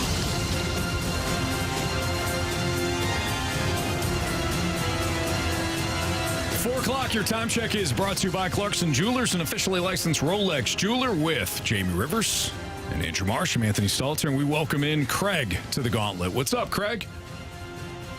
Good afternoon, guys. Doing well. Glad to be on. We appreciate you listening and playing. First time in the Gauntlet, or is this multiple times for you? 2.0, first time. I'm 1 and 2 on 1.0. Okay. Who'd you play? I played Mr. Rivers, lost to Brad Thompson. I beat Mr. Marsh. Oh, okay. Oh. All right. Frequent flyer here. Craig, who would you like to play today? Well, when I got the call from Andrew, I texted my brother and said I was going to be on. And he goes, well, Marsh is really hot, so you might want to stay away from him. But then I said, if you take a look at the people that have won twice and going for the final one, most of the time they face Marsh, and Marsh won. So this time, Marsh is the Rivera, and so I'm going to take Marsh first this time. Okay. I like the analytical approach that Craig offered to who he was going to select. It's quite a peek behind the curtain. I like that. So, Andrew Marsh, you're up, my friend. So, Craig, tell Marsh to spin the wheel, and then we'll kick Marsh out. Seriously. Marsh, spin that wheel. All right, here we go. Marsh spun the wheel. Now he's heading out. Craig, what category are you hoping for? Let's do some baseball today. Okay. Is there a category that you don't want? Football, probably. Well, got some good and bad news. Good news is it's not football. Bad news is it's not baseball. Hockey is the choice today. Good deal. Okay. All right. You sound excited. Okay, here we go, Craig. You know the rules, but maybe we got some first-timers out there. We have 4 questions, all hockey-related, since it's the wheel-spun hockey today. Craig and Marsh are going to get the same 4 questions today. Each question is worth 2 points, unless Craig or Marsh need the options, and therefore those questions will be worth 1 point. Craig, are you ready? I'm ready. All right, here we go. Question number 1. Since the Blues won the Stanley Cup, who has scored the most goals for the team in the regular season? Since the Blues won the Stanley Cup, who has scored the most goals for the team in the regular season?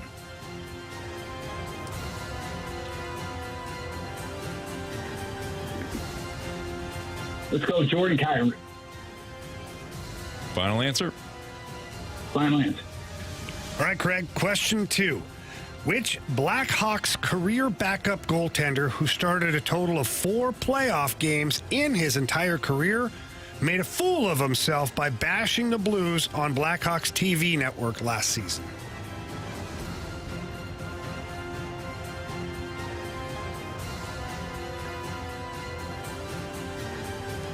Options. Was it Ray Emery, Scott Foster, or Scott Darling?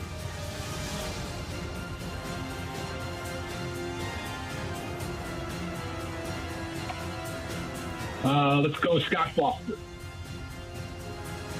Final answer. Scott Foster, you said? Yes. Right. Question 3, Craig. In the Blues Game 7 win over the Bruins in the Stanley Cup Final, who scored the lone Boston goal in the Blues 4-1 victory?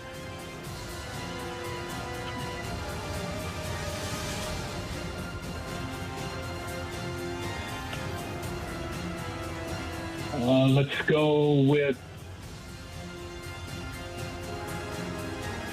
Bergeron. Final answer. All right, Craig, final question of the day. Question number 4. On the Pat Maroon goal that sent the Blues to the Western Conference Final in double overtime against the Dallas Stars, Who took the face-off that led to the Blues' game-winning goal?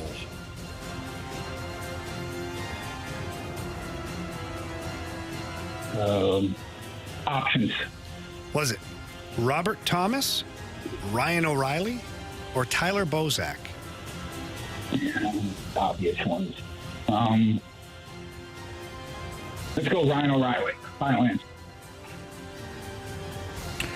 All right, we'll welcome Marsh back in from the cone of silence. Craig, how you feeling? Not bad. We'll see. We'll see. All right, Marsh is making his way back in from the cone of silence right now. We'll put on those earbuds. We'll turn on his mic. Marsh, as he takes his He takes his time. Yeah. Oh, yeah. Well, yeah. Listen, slowing the game down. I don't mind it. He's the starting pitcher right now. It's his game. Okay. I was listening to Enter Sandman. Oh, nice. I'm surprised you didn't burst in here, man.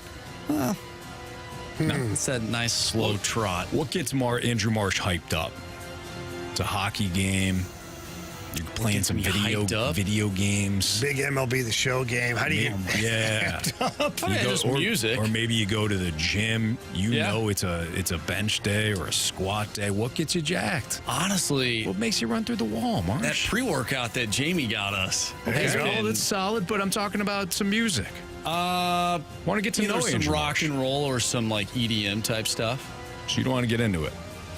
I just did. He is. He's just rock and roll like it's a blanket. Right. I mean, it's just anything. I like all types of music. You know Anthony. what? I tried. This is what sometimes. He's a ninja. He doesn't limit himself to one style. Jamie, sometimes you have a guest on and you give it your all. You try to get, and the guest is closed off. They give you nothing. And you move on. You like quadruple barreled that question. So I gave you one answer. I actually asked very specific questions. What music at a time. Yeah, I chose to answer the one that I wanted to. Okay, fair enough. The block and bridge.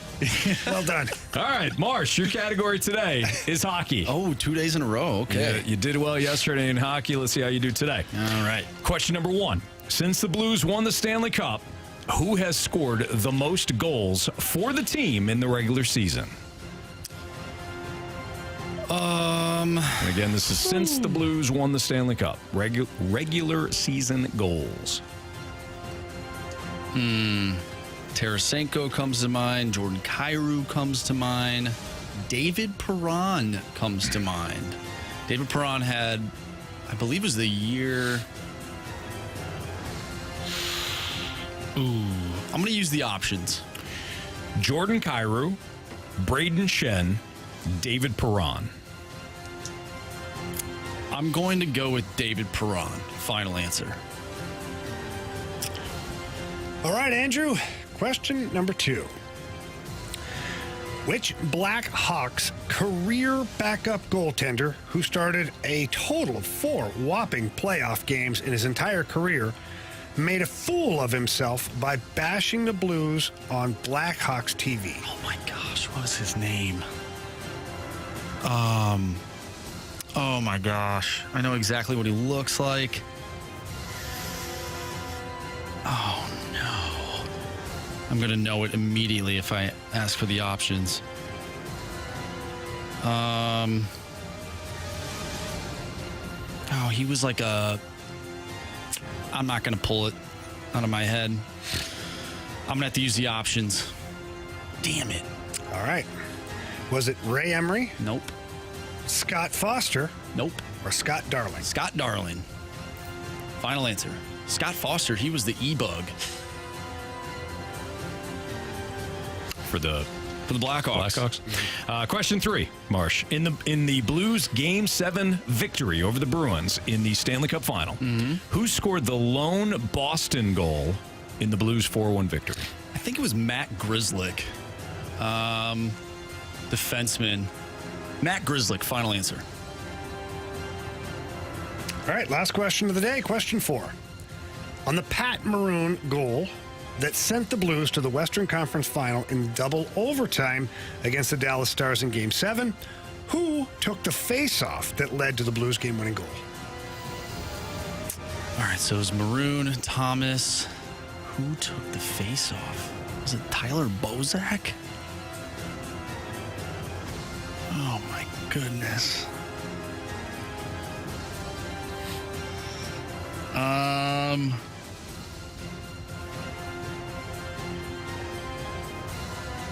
think it was Bozy. I think it was Tyler Bozak. Final answer. All right, let's go over these. Craig versus Marsh in hockey. Question number 1.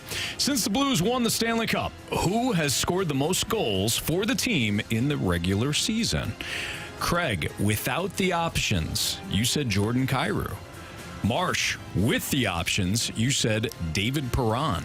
Correct answer is... Well, it's the regressing Braden Shen. Oh, wow. Good for him. According to our guy, Ethan. Listen back to the podcast. How does that one taste, available Ethan? after the show here on 101 ESPN and 101ESPN.com. So we have a 0-0 tie between Craig and Marsh. Which Blackhawks career backup goaltender who started a total of 4 playoff games in his entire career made a fool of himself by bashing the Blues on the Blackhawks TV network last season? Craig, with the options, you said Scott Foster. Marsh, with the options, you said Scott Darling. Correct answer is... It's Scott Darling. Marsh up 1-0 on Craig. In the Blues' Game 7 win over the Bruins in the Stanley Cup Final, who scored the lone Boston goal in the Blues' 4-1 victory? Craig, without the options, you said Patrice Bergeron. Marsh, without the options, you said Matt Grzelcyk. Correct answer is... Good grab here, Matt Grzelcyk. Marsh up 3-0. Good job, Mark. Good job. Thank you. On the Pat Maroon goal that sent the Blues to the Western Conference Final in double overtime against the Dallas Stars in Game 7, who took the faceoff that led to the Blues' game-winning goal? Marsh, without the options, you said Tyler Bozak. Craig, with the options, you said Ryan O'Reilly. Correct answer is... Bozy, baby! Tyler Bozak. Craig. You have chosen poorly. You lose. Not today. I got smoked. You went after the red hot Andrew Marsh, and the red hot Andrew Marsh won 5-0 today. In fairness to Craig, Great job, he Mike. didn't use Thank you, any Craig. of the options at all. He went. I love it. Who? Did I get that wrong? Did Craig use the Yeah. options? He used the option on one question. 2 and 4. Yeah, that's it. 2 questions. Yeah. I forgot to write that down. That's all right. I was trying to give my guy Craig some props. Yeah. Craig, good job, Anthony. Good. What the hell? Appreciate it. I needed it. That's like me giving Adam Wainwright an extra win yesterday. Yeah, good job there, Marsh. You're trying. Craig, thanks for playing, and thanks for listening. All right. Good job, guys. Keep up the good work. Thanks, Thanks, Craig. We appreciate Thanks, you. buddy. Another nice guy, another Marsh victory. He might have been one of the nicer ones that we've had out of all the nice people we've had on the show. I feel real bad right now. I don't think you do. And if you don't, I'm okay with it because it's all about winning. Yeah. It is about winning. You're a competitor, Marsh. I'm a competitor. And our listeners, they feel the same way. When they win, they also would like to tap dance on our foreheads. So I think it's only fair that I agree. we give them the same competitive flair. No doubt.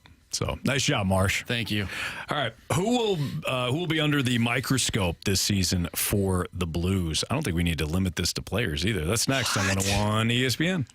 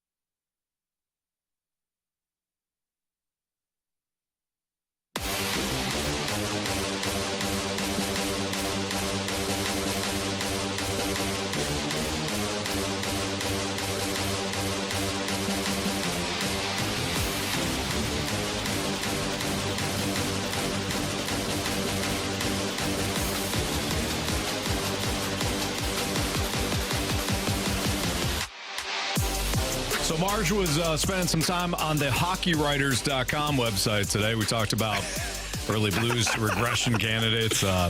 So much negativity coming from these people.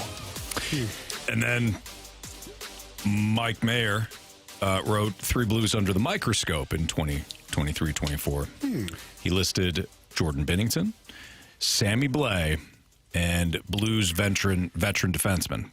Just lumping all of them. Yeah. Oh. Yeah. Which, I mean, look, he's not wrong. He's not wrong about, I think, the Blues veteran defenseman. The top 4 specifically. Top 4, yeah. The top 4, they absolutely are under that's indisputable based on last year's performance by that group. It's not just them when it comes to goal suppression. It's a 5-man game, Jamie, as you've pointed out.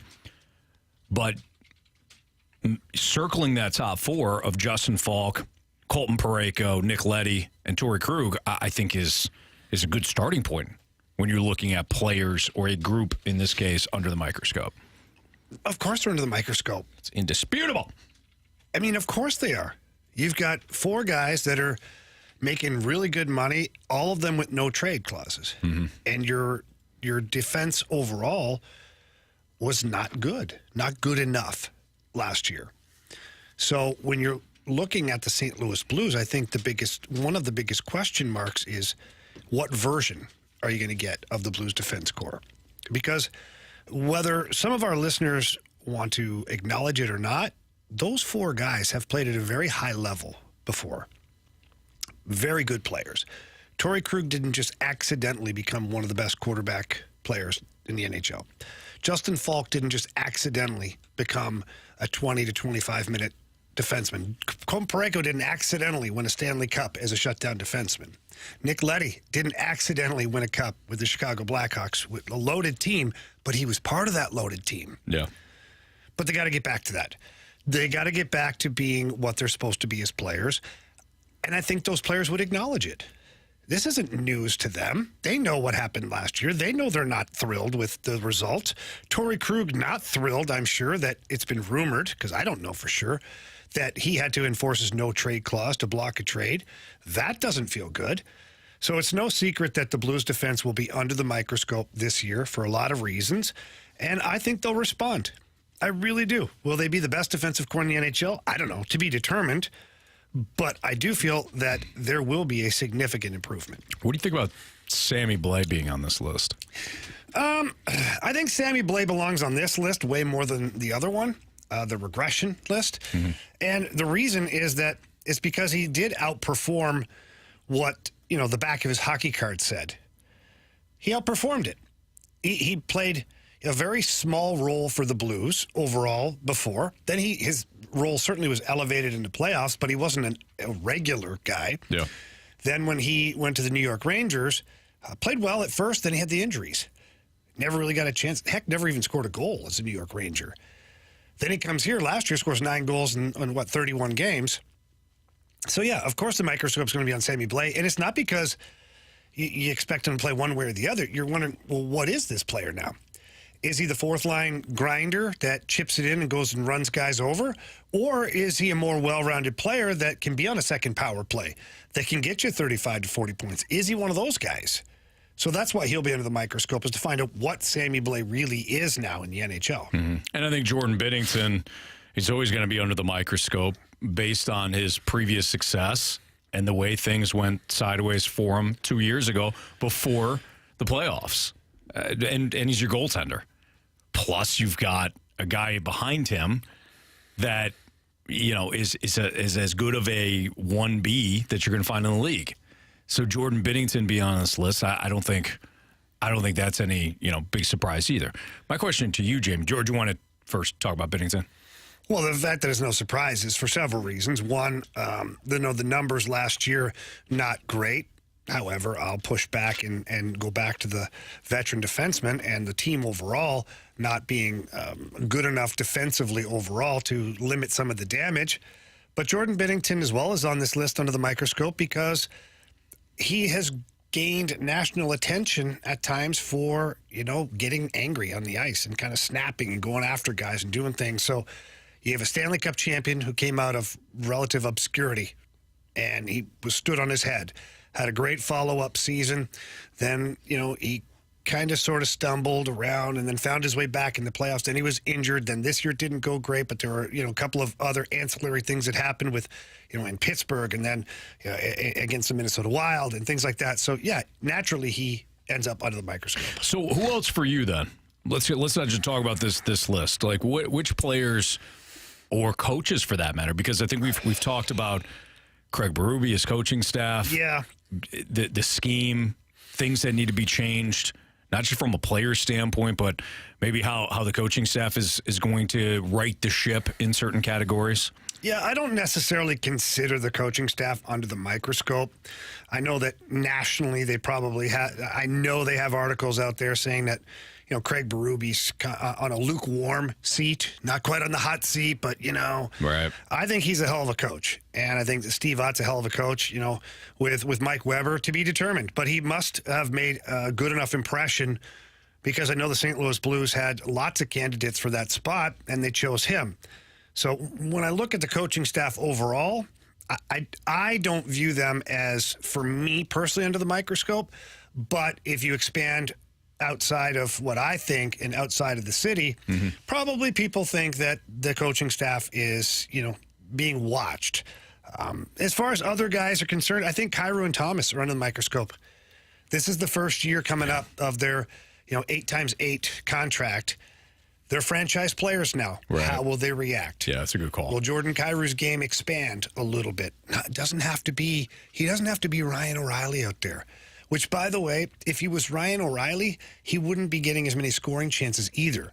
So there is a little poison to the game. If you want a guy who's a big-time scorer, there is going to be a little bit of forgiveness needed on the defensive side. In tight games, you need him to lock it down. Yeah. And, if last couple minutes of a period, you're up by a goal, it has to be on lockdown. But I think those two in particular, based on, certain criticisms towards them last year and this year, heading into the first year of their long-term contract, I think they automatically fall under the microscope from not just people here in St. Louis, not just the club itself, but nationally too. I think everybody's looking to see exactly how these guys respond and what kind of numbers they can put up. Yeah, that's a great call. You're being paid like franchise guys. The club views you that way. Doug Armstrong and Stillman have said, look, you guys are the next group. You're going to lead the charge, the next group. We believe in you this much. There is a responsibility from the player now to take that next step. Now, that doesn't mean Jordan Kyrou has got to be Nathan MacKinnon because he's not Nathan MacKinnon. But when it comes to the expectations, you are now the top guys in the core, in the young core. A lot of the Blues' success and failures will depend on these two guys and how they perform. Can I throw one more in there for you? No. Marsh, what else? No, go ahead. Yeah. Scott Perunovich. I think he's under the microscope. What is he as a player? What is he as a player? Is he the next Torrey Krug? He's got some big strides to make, if that's the case. Well, both small guys. I don't know the big strides. Long strides, okay? But what is he ultimately? Is he an everyday NHLer? Can he play game in and game out? Because we've yet to really see that from Scott Perunovich. He's had some injury troubles, too. Can he stay healthy? So I think there's a bunch of reasons why Scott Perunovich would be under the microscope heading into this season. And, in fact, the rest of the defensive core. They've got 9 guys right now. That's a lot of bodies on your roster. So I think all of them will be under the microscope to find out who the heck your top 6 are and who your 7 or 8 are. Good call. All right, this is Jamie Rivers. I'm Anthony Stalter. It's the Fast Lane on 101 at ESPN. We're going to play Narrative or Reality next.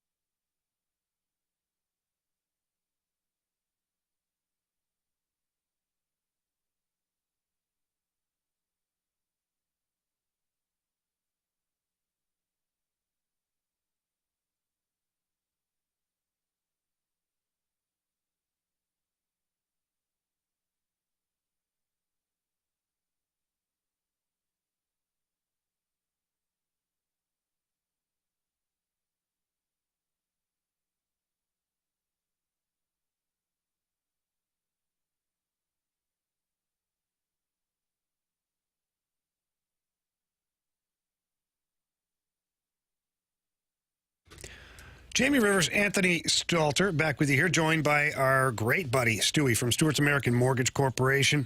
Stewie, with interest rates kind of bouncing up and down and all around, how can some of our listeners lock one in?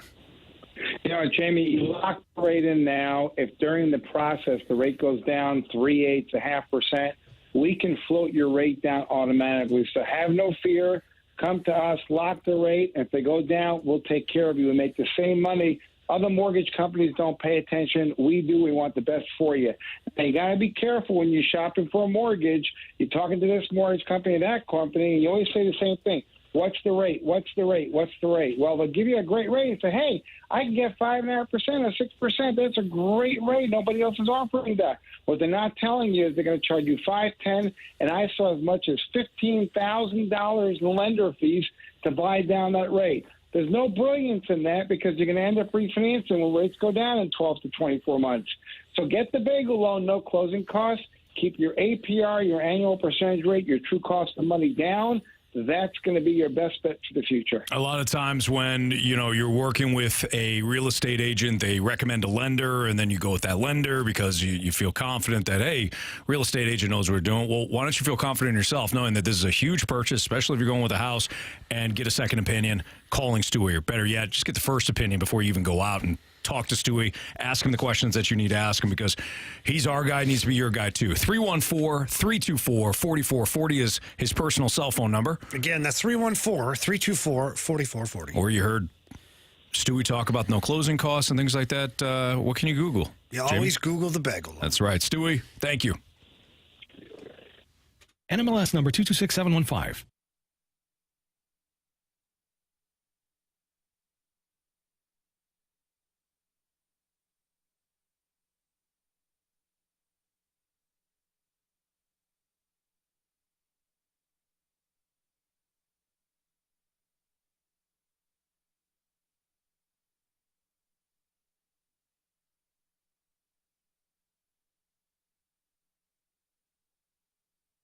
O'Fallon Casting is hiring. Time to enjoy work again with great pay and benefits. Currently looking to hire experienced maintenance technicians, welders, quality, and more. Visit their website at o'falloncasting.com or call 636-272-6176.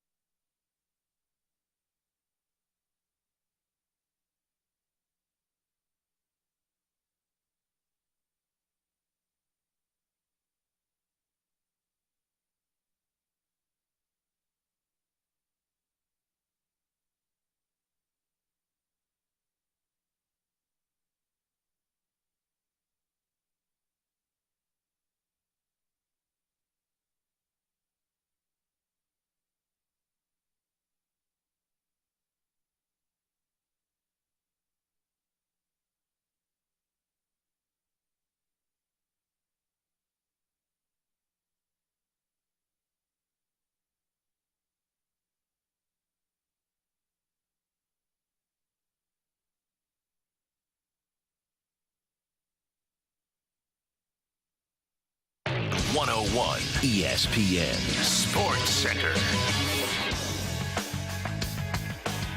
I'm Andrew Marsh. It's time for a Sports Center update driven by Johnny Londoff Chevrolet and Johnny Londoff Autoplex. The Cards defeat the Oakland Athletics yesterday by a final score of 7-5 thanks to a bases-clearing triple by Jordan Walker. The Cards are back in action tonight. 6:45 first pitch. Dakota Hudson on the mound.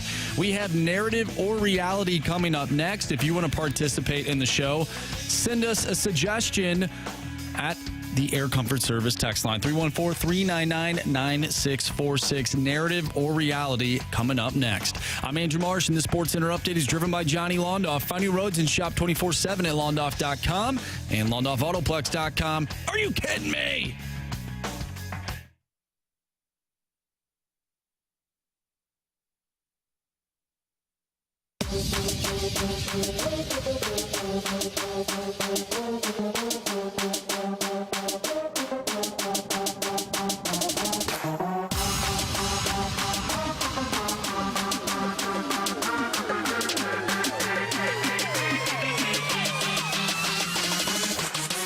Time to play narrative or reality here in the Fast Lane on 101 ESPN. Mark's going to throw a statement out. Jamie and I are going to discuss whether or not it's a complete narrative or if there's some reality to it. Kind of like true or poo. Nothing like that. Overreaction. What is true or poo? Overreaction. Nugget of truth. Nothing Marsh, like it. Narrative or reality? Go for it. All right, narrative or reality. Sammy Blais is the next Ivan Barbashev for the St. Louis Blues. Ooh. Reality. Tell him, Jamie. Tell him why. Anthony, you go first. You seem to have it locked down. Well, they both play a similar game. They're not the same player, but similar games, similar all-around games, 200-foot players, guys that do a great job of providing that grit to whatever line that they have. Excellent on the forecheck. They're willing to throw their bodies around. Can they score? Absolutely. They can chip in, time to time. But overall, they're a solid player. Gritty, determined. Passes are usually tape to tape. That's a helpful thing. They get in front of the net consistently. Yeah. Will they get into the dirty areas? They pick up the garbage in front of the net and get it in. And never do they sell passes in the middle of the zone where it could get picked off and go the other way. Yeah. Basically the same guy. Blues got one cheaper, though. Yeah, that's narrative. Sammy Blais is not quite the same player. You know what? Why don't you just, you, Ethan, and the rest of the guys from the Hockey Writers, why don't you just go ahead and go have a nice meal somewhere and talk about how the Blues are basically terrible. Yeah. That has nothing to do with what I'm about to talk about. I think that Sammy Blais, just the way he plays, his ceiling isn't quite the same as Ivan Barbashev's, and his two-way game isn't quite the same. Now, are there similarities? Anthony, you brought up great similarities between the two players. Just stick to stick. Yeah, the pass tape to tape, I mean, it's pretty much standard across the league, but Sammy Blais, just saying. But Sammy Blais does bring the physicality to the game. He does crash the net, does all those things where Sammy Blais lacks a little bit of the Ivan Barbashev is on the defensive side, the 200-foot game. Ivan Barbashev able to play on your power play as well as your penalty kill.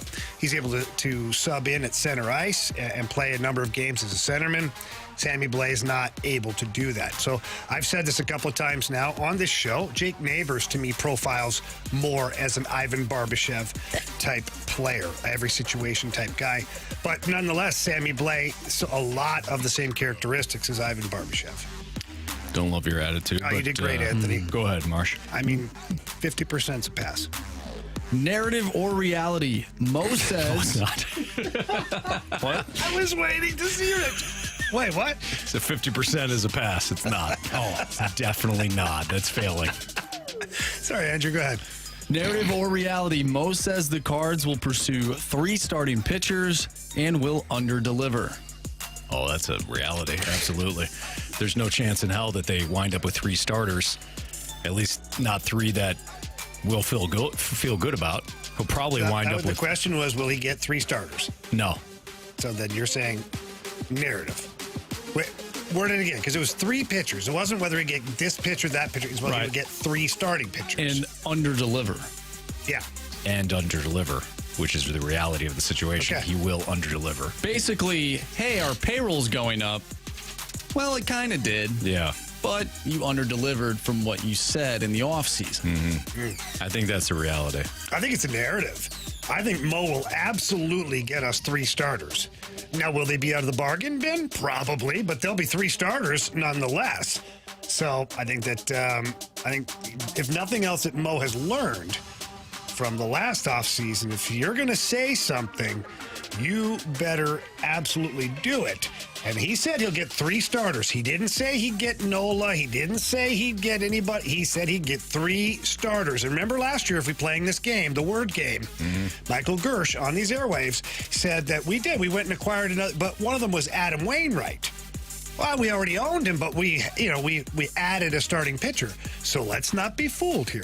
Adding 3 starting pitchers could be McGreevy. It could be Liberatore. It could be like. Well, they have to fill out their rotation, so I guess to that degree, so yes. My point which is why Marsh put the disclaimer at the end there. It's not a disclaimer. Under-deliver means he would only get like 2 starters. How many starters do you think he's going to get in free agency or the trade or via the trade market? Good ones? Just any. He'll get 3 for sure. All right. Don't tell me to categorize him.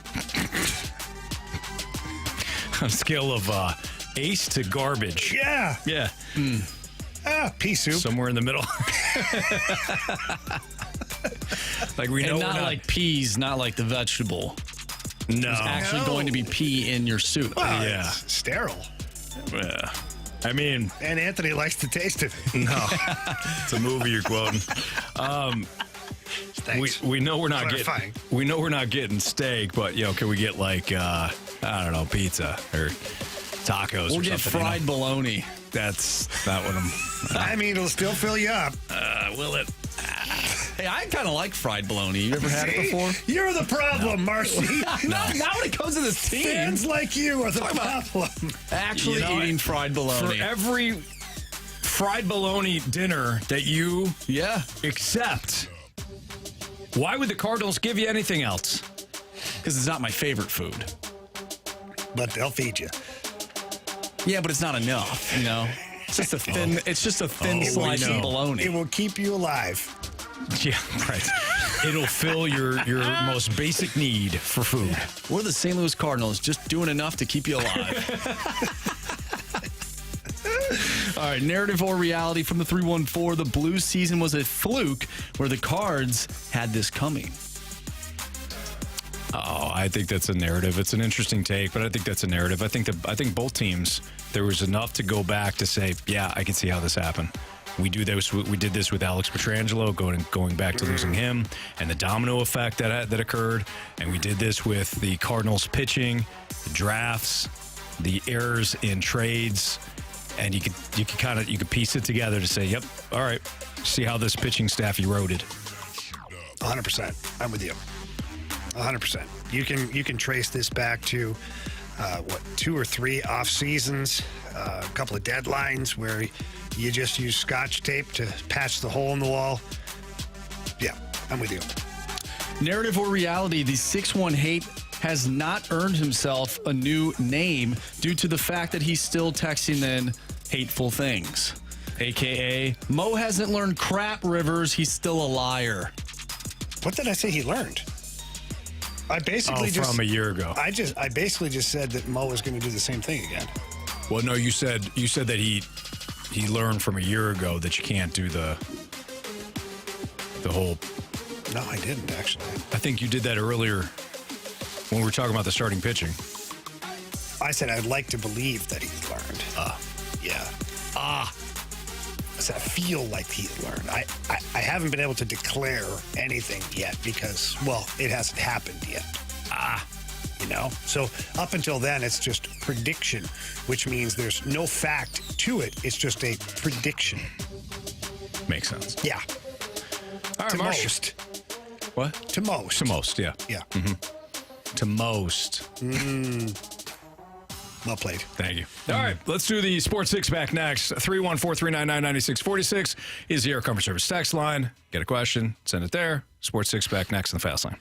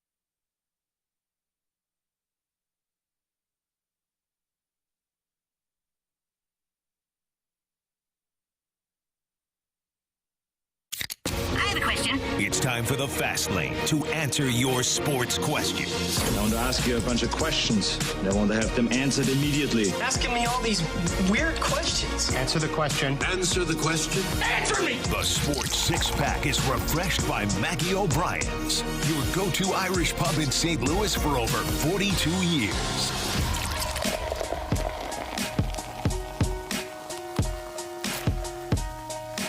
All right, time for the Sports Six-Pack. 314-399-9646 is the Air Comfort Service tax line. If you got a question for us, fantastic. Send it there. Marsh, go. Question number 1. All right, guys, from the YouTube chat, which has been quite interesting today, from Stop Spamming Dude, 10 out of Sports Six-Pack question, 10 out of the last 13 messages in the YouTube chat are from one person. Are people justified in complaining about them spamming, or are they, quote unquote, the chat police? Ooh. I don't listen. Here's my take on this. If you want, we first of all, we love the community, the YouTube community that's going on right now. Okay, you guys monitor yourself. That's the beautiful thing. When you guys text into the Air Comfort Service text line, you can't see each other's replies. If we reply to them, you don't know unless you were the one that sent the text. When it comes to the YouTube chat, it's like the Wild Wild West, man. You guys police yourself. I don't know if that's great. Go for it. Listen, we're not going to do it. Here's what I want. Here's what I want we have enough problems. No, I totally agree. But here's what I would like for our YouTube chat room is if you want to get after somebody's opinion or whatever, do it, but like with purpose. Yeah. Don't just be like, you're an a-hole. That's one, that's not creative. It's not well thought out. And you really don't, there's no counter argument to it. Yeah.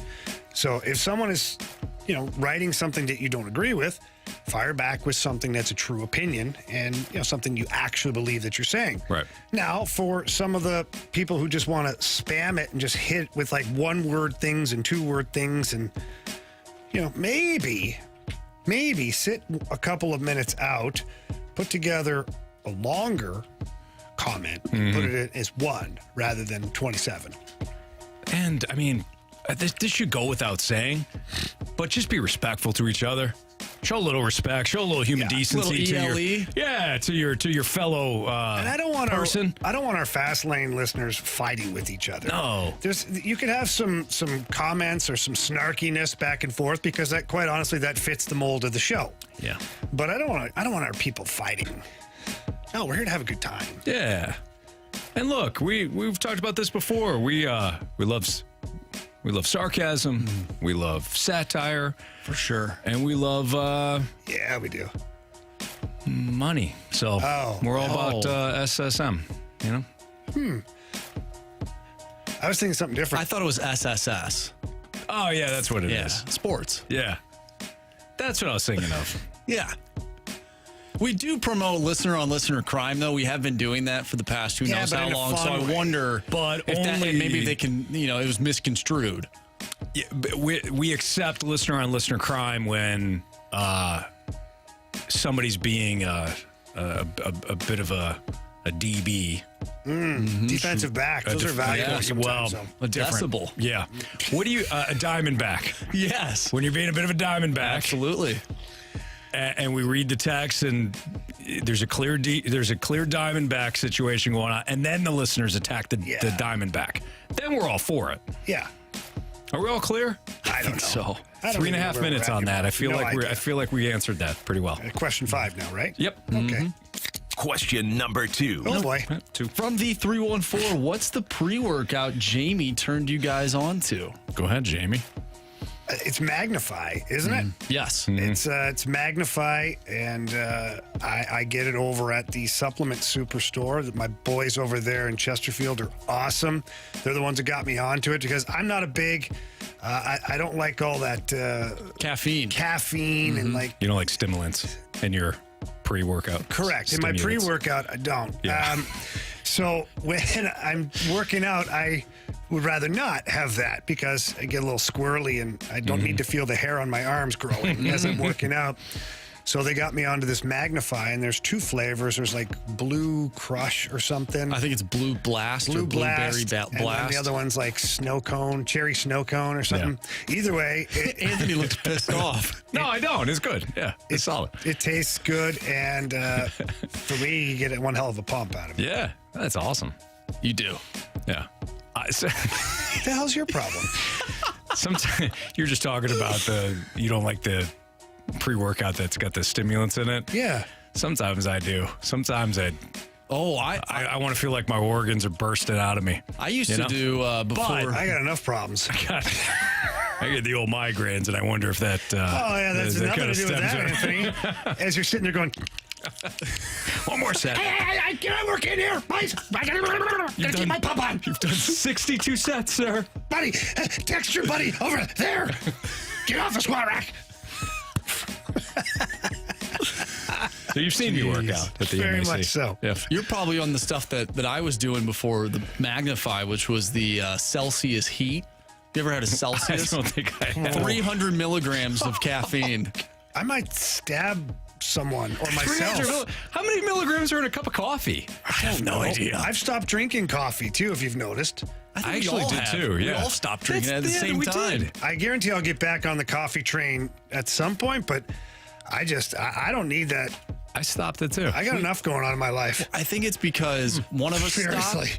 It was like, hey, let's go get. I'm gonna go get a cup of coffee, and the rest of us, oh yeah, that's a good idea. Yeah. We'd all go get a cup of coffee. Well, Marsh, and now we're not doing it anymore. For a while there, we were launching at like 5 o'clock. Oh yeah, which is you crazy energy asses drinks. were launching. Yeah, I actually kind of want to get one right now. Oh God, maybe after the segment, we'll go do it just for old time's sake. We should listen to the 5 o'clock hour, though. I mean, has it gone down? I don't know. If it has, then we might want to start launching again. Check the analytics on that one. Yeah. Anthony, Question number 3. I appreciate your text in here. You fired one in. This is from Anthony. Says, my pre-workout is just a picture of Jamie. It inspires and stimulates me. I didn't send that, but it still applies. It wasn't you? No, it wasn't me, but it still applies. For sure it was you. It's definitely a good one, especially if you don't want caffeine. I wouldn't text that in, Jamie. I would just look right directly into your eyes and tell you that. Can't make eye contact, remember? Oh, that's Makes right. it weird. Yep, good call. You said yesterday that you're allowed to do it. I'm the one that's not allowed to do it. Yeah, there's certain situations where it depends on what day it is. it's weird, you know? Or night. All right. Afternoon. From the 314, what does Gersh do? When Mo was GM, he was the voice of the Cards and still is. Is Gersh like a backup NFL quarterback? Well, I think that when you think about the role of Michael Gersh and the role that Michael Gersh plays within the St. Louis Cardinals organization, the thing that you need to keep in mind is that nobody knows. Okay. You know what? Stop. He's very heavy the joke. into the analytics. I understand the snark in the Apparently, he's an analytic guy. But for people that I've talked to within the Cardinals organization, he plays a big role in a lot of things. And John Mozeliak is the face and the voice primarily of the front office. But Michael Gersh, make no mistake, he has a lot of say in what is going on behind closed doors. And he's also a really big part of the AAA, AA, the development side of it with Randy Flores. Mm-hmm. So we make fun of it because Mo is the voice and the face. And, Gersh has the title of GM, but Gersh is doing a lot of stuff. He is. I can't disrespect a guy who works hard like that. Listen, May not always make the right decisions, whatever, but he's working hard. I don't like your disrespect. Have you done the job before? I'm not saying I was disrespecting him. I thought I was being honest. Were you? With my thoughts. You just say you don't know. I don't know. You know what? I feel like it was snark. And whenever the whole show is snark. At some point in your life, remember S&M? Yeah. I mean, that's S&S. That's after the show. But at some point, you're going to realize that sometimes things you say hurt people, Anthony. Are you dadding me right now? Yeah. You give me the old dad advice? A little bit. Trying to help you. You, Jamie Rivers, giving me the dad advice about how some things you say can hurt people. That's right. That's your advice? It's good advice. It's good life advice, Anthony. I know you'd want to teach your kids the same things. You're a hell of a father, okay? But you got to lead by example, okay? You're unbelievable. You're unbelievable. When I criticize both of us. I just kind of did. More focused on you. However, I felt like it was appropriate. Go, Marsh. Question number 4. That's it? That's all we're on? Yeah, from the 636, Jamie, what was your favorite memory from the inaugural season of the St. Charles Chill? Oh, wow. Nice. Man, there were a lot of funny-ass moments that year. I'll tell you that much. Funny-ass moments. From the very first game of the regular season where I almost walked into the opposing bench to fight their coach. That was interesting. It was a bad decision on my part. Probably shouldn't have done that. Leaders, Anthony, get to lead by example. I just gave you the speech, right? Yeah. Yeah. Take that one back, please. And we had our equipment guy was the very first e-bug ever in pro sports to get into a game and play. Our equipment guy, Mark Roof. I'll never forget it. He was an older gentleman, about a little older than me. Let's say not in peak physical condition, but Roofer used to be our practice goalie when Furzy was here. So Roofer and his dad were the equipment manager and the assistant equipment manager for the Blues. And when Furzy went on his tear of like 77 starts out of 80 games or whatever it was, Roofer was the practice goalie. And so he had played goalie at a high level before, and we had a goalie that was sick that night. And I said to my assistant coach, JP, I said, listen, if we get down by like 3 or 4, or we get up by 3 or 4 late in the game, I'm sticking Roofer in the game. Nice. We're going to get him a game played at the pro level. He, at the time, was a record to be the oldest pro goalie ever. And we got up by like 3 goals late in the game. I looked down, I go, Roofer, get your bleep on. He's like, what? I go, get in there. And he's like, no, I'm not. I'm like, so I call the other goalie out. I got no choice now. We're either playing without a goalie or you're going in there. Nice. And he got in there, and, obviously the boys were jacked up about it. And we're playing a team, Brampton. And I knew their head coach from playing junior hockey against them. He's kind of looking at me, and he's like, it's kind of funny. Whatever. Yeah. He wasn't pissed off at all. Yeah. So they won the face-off. They grabbed the puck, and all of our guys kind of get out of the way and let this guy come down. And the guy took a clapper from like the blue line. Now, it was on purpose. We wanted to get him a shot on goal. Yeah. Roofer was hilarious. He came firing out for the angle, like all the way up to like the hash marks. Like if this guy would if this guy would have faked the shot and skated 1 foot, he had an open net. Yeah. But he shot it, and Roofer came up with the big save. Nice. So he got into the game, got a save. That's great. That's awesome. It was a great moment. It was a tough year overall, being an expansion team. We didn't have a fantastic year, but that was a memorable moment that I won't forget. It was cool. Awesome. Question number 5. All right, from the 636, when you walk into a bar, what's your drink of choice? Yes. It depends. It depends. Are we talking about like watching games? If we're watching games, I'm getting a beer. If it's kind of an event or something like that, or we've got maybe we're out with some friends, it's almost like more of a date night, I'll do some sort of whiskey or bourbon. Jamie just did all of it, whole list. So I'll start my evenings, depending on the evening. So you're right, Anthony. If we're somewhere where, you're kind of casually having a cocktail, I'll go with a beer or 2 to start. Just kind of get going. And then as the night goes on, I'm definitely at some point having an old-fashioned. And from there, it'll go to straight bourbon, like with the mega cube or the colossal, the ice ball or whatever. Yeah, that's my thing. But what about the saying, beer before liquor, never been sicker? Yeah, that doesn't apply to me. Doesn't apply to you? Not Just at an all. absolute unit? No rules? Yeah. No rules, just raise the Outback. He has said that before. That's true. Yeah. No, it doesn't affect me. It never did. And yeah, but if I go out for dinner, we'll sit down looking at the menu, I'll order an old-fashioned right away. And just kind of enjoy the drink while we go over the menu. We chit-chat a little bit, and then I'll figure out what I'm eating. So then I'll have a drink that corresponds with my meal. So if I have a steak, I'm going with a nice glass of red wine. I won't go that way. And, you had me into wine. Yeah. You're not a wine drinker? No, not at all. Then following the meal, I'll definitely get a small pour of bourbon, kind of, digest everything. And then I'll probably just leg it out with bourbon the rest of the night. He's got an exact science to this. He's a pro. Jamie's a pro. What's trending is next on 101 ESPN.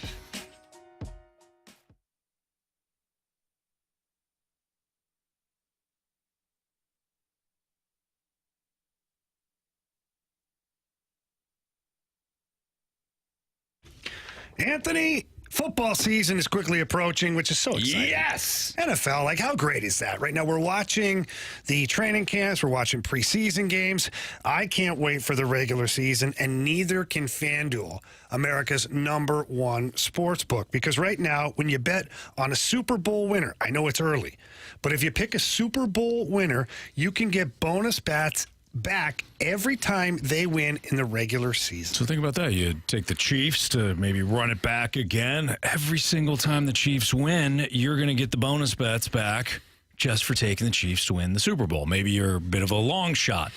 Maybe you're looking at the JETS, Jets, or Jamie's favorite team in all of the land, the Detroit Lions. Either way, you can play it all at FanDuel. They got the spreads, the player props, the over-unders. They got live betting. They've got the same-game parlays, and they've got great chances for you to win each and every Sunday in the NFL. So visit FanDuel.com/fast and start earning bonus bets with America's #1 sportsbook. That's FanDuel.com/fast. Must be 21 and older, Pleasant, Illinois. First online real money wager. Only $10 deposit required. Refund issues non-withdrawable bonus bets that expire in 7 days.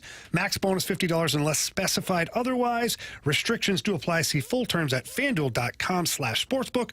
Gambling problem? Call 1-800-GAMBLER.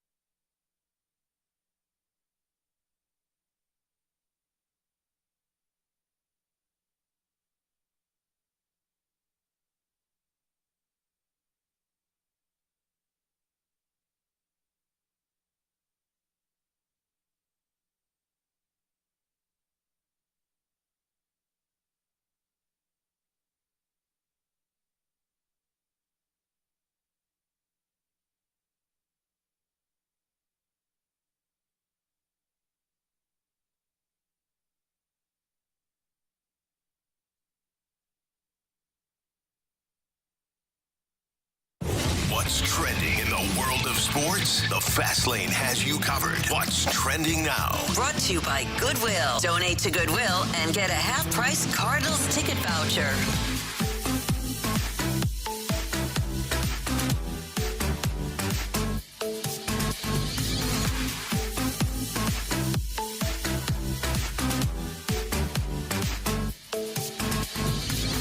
.505, your time check is brought to you by Clarkson Jewelers, officially licensed Rolex jeweler with Andrew Marsh and Jamie Rivers. I'm Anthony Stalter. So we wanted to do a What's Trending that was dedicated to our dear friend, Jeff Burton.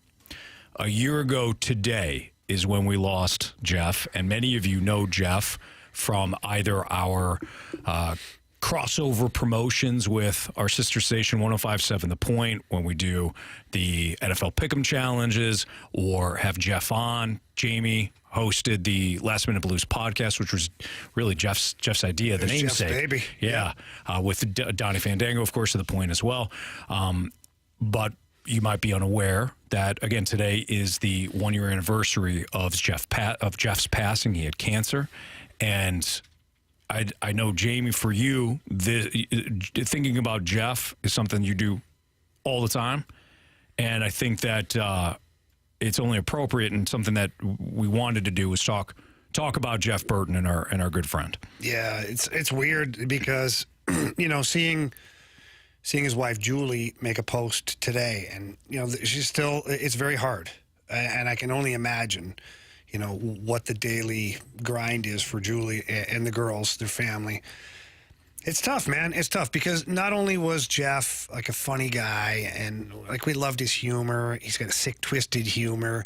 He'd make anybody blush with a joke almost, and he thrived on that.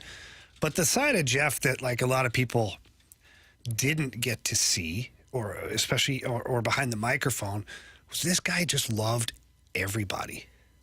He'd go out of his way to help complete strangers. I really don't know if he had an enemy in the world.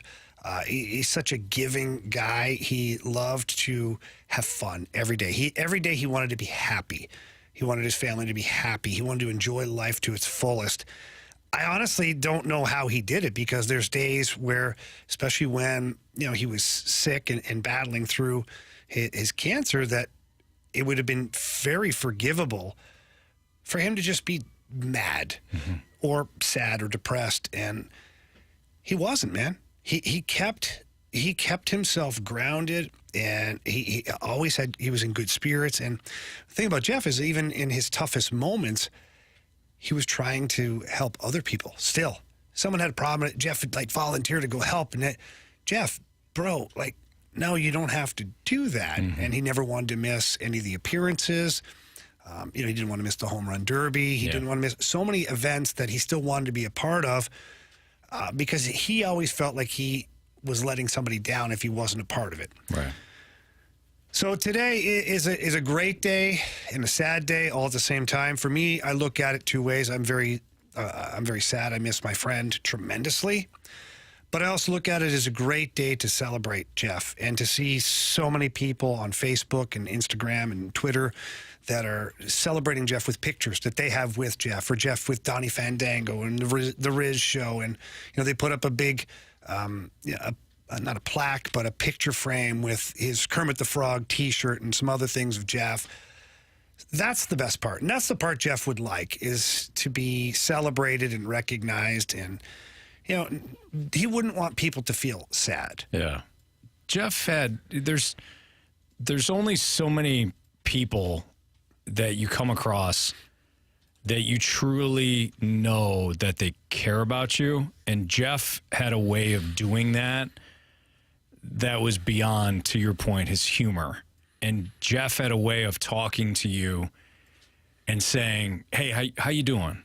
And it wasn't just a, hey, how you doing, like you would to kind of just almost like a check mark. And everybody gets busy. I'm not, I'm certainly not hammering anybody. But when it came to Jeff, when he used to ask you, hey, how you doing? He meant it. He meant it, yeah. And if you did have any sort of thing that was bothering you, it all seems trivial, especially on a day like today.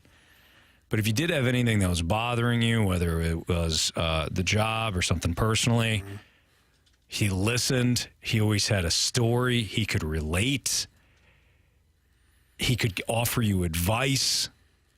But at the end of it, at the end of every conversation, I don't know how you felt, Jamie, but at the end of every conversation with Jeff Burton, I always walked away feeling better than I did before we started talking.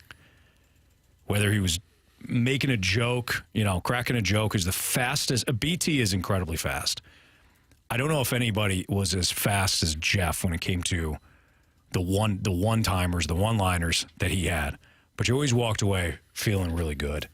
Yeah, there were a number of, I'll call them therapy sessions with Jeff. And because we go back a long time, and, way back to when it was the Jeff, Trish, and Tom show on 105.7. They occupied the morning slot like the Rizzuto show did. We did a bunch of promotions, myself, Jim Campbell, along with Jeff and Trish and Tom. So we go back a long way, and so we've known each other a long time, and we've both seen the ups and downs and all arounds of each other's lives. And Yeah, it's no secret. The last couple of years, it's been tough for me. Going through divorce and having kids involved and just everything. Just kind of, sometimes it can get overwhelming. And Jeff he'd always see it when I'd be wearing it, if I was tired or stressed out. And we'd do the podcast, and Donnie would have to run back because he's doing a radio show. So Donnie would have to run back, and Jeff would be like, hey, hang on. What's up, man? How you doing? You look a little tired, a little frazzled, Just open up and talk to him. And he always had great advice, and he always followed up with, I love you. I'm here for you. Yeah. All that stuff. So I like to picture my heaven. Jeff Burton riding the motorcycle and somewhere Dunk in the background, maybe making love to the World Series trophy again, maybe the motorcycle. But those two, I'm sure have found each other. Oh, There's man, no doubt about it. they have for sure. So to Julie and to his girls and the entire Burton family, if you happen to be listening, we love you. We're thinking about you on a day like today, and us missing Jeff pales in comparison to you guys missing him, but we do miss him, and know that we think about him all the time. It's a Fast Line. We'll talk a little sports next here on 101 ESPN.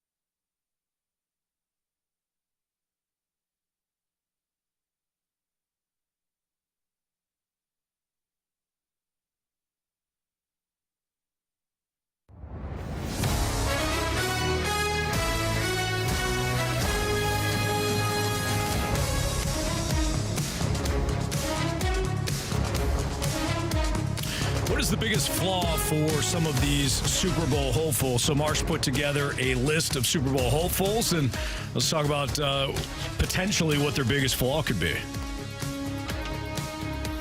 Let's start off, gentlemen, with the Super Bowl winners from this past year, the Kansas City Chiefs. Boy, they don't have a lot of flaws, but I do wonder what's going to happen with Chris Jones. I imagine that Chris Jones are going to figure it out contract-wise, but he's not at camp. They expect that they're going to get something done with him, but if Chris Jones holds out and he's not there, I mean, that's a significant piece that the Chiefs will be missing. And while their defense has not prevented them from, either reaching the Super Bowl in the last couple of years or winning it all, their defense is still the one area that you're concerned about when it comes to the Chiefs. So if their front seven does not have Chris Jones in it, they could go from average to below average in a heartbeat.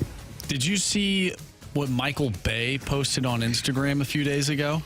Michael Bay, the director? The director, Transformers. Yeah. He posted a picture with Chris Jones, and the caption was, "Wow, just with my buddy Chris Jones. He just quit the team. Crazy." Who wrote that? Michael Bay, the director. Goodness. He just quit the team. I highly doubt he quit, but at the same time, I think it's a huge deal. It's a huge deal if you're the Chiefs. You don't have Chris Jones. I mean, he's one of the premier defensive tackles in the league. So that'd be my spot there. Let's move on to the Buffalo Bills. What is their biggest flaw? I think it's roster construction. What? I think it's roster construction. I think it's stadium. I mean, in all seriousness, they have the. Is it the turf? Oh, don't. They have bad knees. They have one of the biggest built-in advantages playing in Buffalo. Teams that have to go to Buffalo in January should hate it. Cincinnati, I know, is a cold weather team too, but Miami went in there and had some success late in the year. I mean, they gave Buffalo a couple of games late in the year. Miami should not go to Buffalo and be able to do whatever it wants. Buffalo is not a physical team, and I think that's their big issue. And if they don't figure out how to run the ball, outside of what, of course, Josh Allen can do with his legs, if they can't figure out how to run the ball in December and January, that will once again be their demise, Jamie. They got pushed all over the place by Cincinnati in that playoff game. It's not just about Josh Allen. It's not just about Stephon Diggs. Can you be physical in December and January? You're going to put up a bunch of points in September. That's fantastic. September, October, Buffalo owns things. You should. I mean, you got teams going into Buffalo. They should be dreading it. And clearly that hasn't been the case. So that would be my call on Buffalo. I would agree with that. I mean, the running game is something that they have to really establish, but you have to have the roster to support that too. You can't just rely on Josh Allen to bail you out all the time, and clearly he hasn't been able to do it so far. Mm-hmm. So if he hasn't been able to do it so far just on the way you're constructed, you may want to think about tweaking a couple things. Yeah. Let's head to the NFC. Oh, geez. The NFC. Whoa. Marsh is growing up. Oh, my goodness gracious. You all right there, Marsh? You want to take a drink of water? Yeah. Actually, I'll take a drink of my my launch that I just went and got. Fast twitch energy drink here. Launch, and Marsh is going to be running beside our cars on the way home. Hey, guys.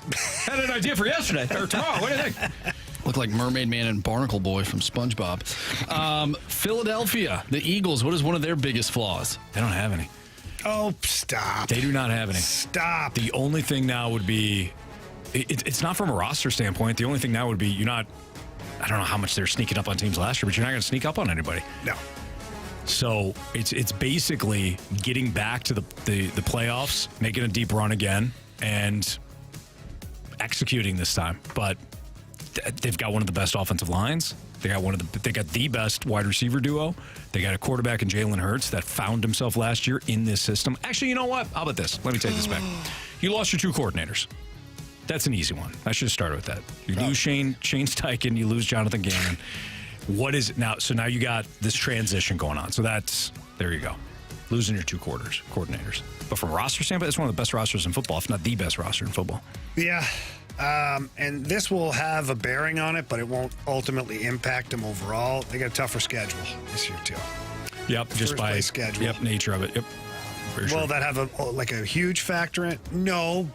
Mm-hmm. But that being said, you got a lot tougher games. Could be tougher on your team physically, too. So who knows how that plays out. Yeah, they got a big matchup week 2, Thursday Night Football. Thursday Night Football? Yeah. Who they playing, the Vikings? Yep. That's what I was waiting for it. Yeah, I'm sure they'll be 2-0 after that week. Cincinnati, what is their biggest flaw? You lost a lot of talent in the offseason. So Von Bell and Jesse Bates both left in free agency. Those are starting safeties. So now you're looking at a secondary that was top 10, and it's going to be inexperienced or untested. So I think that's, if you're looking at the Bengals, you love their offense. Hopefully Joe Burrow is healthy. If he's not, then it's Joe Burrow. But the Bengals offense is going to be good. I love their defensive coordinator and their scheme, but you lost your 2 starting safeties, man. That's not an easy hill to climb. So that's where I would go. Yeah, watching Joe Burrow do some exercises, I believe it was yesterday. He should be fine. Look like he's going to be just fine to go. So I'm with you, Anthony. I think that they've lost a few pieces of the puzzle here. I think that although it's hard to believe, I think the conference is going to be even more competitive this year, especially since the Jets have a real quarterback. The Patriots have an offensive coordinator. The Steelers always have a real offense coordinator. Well, the Steelers always have great coaching and play tough. Yep. Baltimore's got Lamar back. They got OBJ. Deshaun Watson's first full year with the team. Good call. So it's going to be a lot tougher overall. Next one up, the San Francisco 49ers. Biggest flaw. We'll start with Jamie because I know Anthony doesn't have one. It's his favorite team. It's true. The biggest flaw has got to be the quarterback. And I don't mean that in a negative way. It's just that they're built really well as a team. Offensively, defensively. Now, Bosa's still holding out. I don't know how that plays out. I imagine they'll have him on the D-line come first game of the season, I would hope, because that certainly hurts. But if he is back, as most people anticipate, this team is stacked. So all arrows lead to the quarterback. And they have Brock Purdy, Trey Lance, and Minecraft Head. Sam Darnold. Yeah, So never gets old. It's like you have no choice but to look there. Yeah, I agree. I think that's the most obvious one, and it's most obvious for a reason. If you wind up going to Sam Darnold, because here's the thing. I don't think Trey Lance is destined to be in San Francisco for very much longer. I don't think he's a fit for Kyle Shanahan's offense. I don't think Shanahan really wanted to draft him. I think that was a John Lynch power move. And if Brock Purdy is not healthy and they have to go to Sam Darnold's on his third team for a reason now. It's not going to be Trey Lance saving you. So I think that's the biggest concern. I actually feel like Sam Darnold will be just fine. He might be. In San Francisco. You don't have to ask a whole lot of him. Yeah. I mean, he was on 2 terrible football teams. Yes. Yep. I mean, he's actually got a real offensive coordinator now, so that's nice. So maybe they can fall back on him. But I'm telling you right now, it's not going to be Trey Lance. If you want to get a little technical with things, I think the 49ers' offensive line is kind of slightly below average. I think their secondary is, top 15, not top 10, but we're nitpicking. Jamie's right. This is a loaded roster. It really comes down to Brock Purdy in the quarterback spot. So a lot of those teams I just mentioned, they're right up there for contending for the Super Bowl. Here's a few teams that we think could make the Super Bowl, at least make the playoffs. Let's start with the New York Jets. What is their biggest flaw? Offensive line. This whole thing can go to craps. With Aaron Rodgers and Dalvin Cook and Garrett Wilson, everybody's focused in on the sexy positions. Everybody loves what the Jets have now because of Aaron Rodgers and again all the weapons and all this. He had a better offensive line, a significantly better offensive line in Green Bay. He is going to a worse O-line. Now, can Aaron Rodgers overcome that? Maybe, but he's not 24 anymore. So he doesn't move like he used to. Mm-hmm. I think this could, the Jets O-line, not that it's terrible, but it's still in the bottom 10 for me. The Jets offensive line could ruin everything for the Jets this season. Other than that, defense solid, Dalvin Cook, all that skill position players, quarterback, cool. But that O-line, yikes. Wow. I'll defer to my guy Anthony on this one. Next team, the Baltimore Ravens. It's the thing that we're all kind of excited about. It's Lamar Jackson actually having an offense coordinator. Todd Monken comes in. He replaces Greg Roman. I'm so curious to this. Me too, Jamie. I've been one of the bigger detractors of Greg Roman. And I kept saying, there's a lot of support for Lamar, and he's got plenty of detractors too. I have been firmly in the camp of Lamar Jackson has made chicken salad out of chicken you-know-what. Wow. Because of what he's had from a system standpoint. He's got to stay healthy, sure, but the last couple of times he's been hurt in the pocket. So it's not the running ability. The running ability, I think, has saved the Ravens a lot of times. Can Todd Monken, who is the coordinator of Georgia, can he take over and build an offense that actually makes sense for Lamar? Can he pair his offensive scheme with Lamar's ability? If so, this is a Super Bowl contender. If not, well, we're going to be watching the Ravens get bounced in the first round again. So I go right to the same thing, and I just wonder if Lamar, again, was the playbook built to what Lamar could do before, or was Lamar not able to reach full potential because of the playbook? We're going to find out. I'm anxious to see if this year the offensive coordinator comes in with a real offensive plan and scheme and all this stuff, a very, complicated playbook at times, and expands it. If Lamar can do that.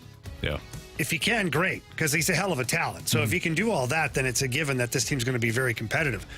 But if it's out of his league from just a quarterback standard, and he got to dumb down the playbook for Lamar, then you've got your answer. Yeah, and I don't think that'll be the case. So I don't know. We'll see. Is the chicken salad, is it made from canned chicken, rotisserie chicken? Rotisserie, yeah. That's pretty good. Yeah. Man, rotisserie chicken is super good. Can't make chicken salad out of chicken, you know what? Right. Well, that's what I'm trying to figure out. What kind of chicken is it? Lamar did. Jimmy Roberts used to say, when you try to force a play, hey, dummy, you can't make chicken salad out of chicken bleep. You guys like chicken salad? No, I don't. No. Really? No. Marsh, you love it. I do like chicken salad. It's one of your favorites. Especially when we go downstairs. Right, yeah. I get it every single time. Every single time. I'm one of the people where I want to try something new, and I'm like, I'm just going to get the same thing every single time. Yeah.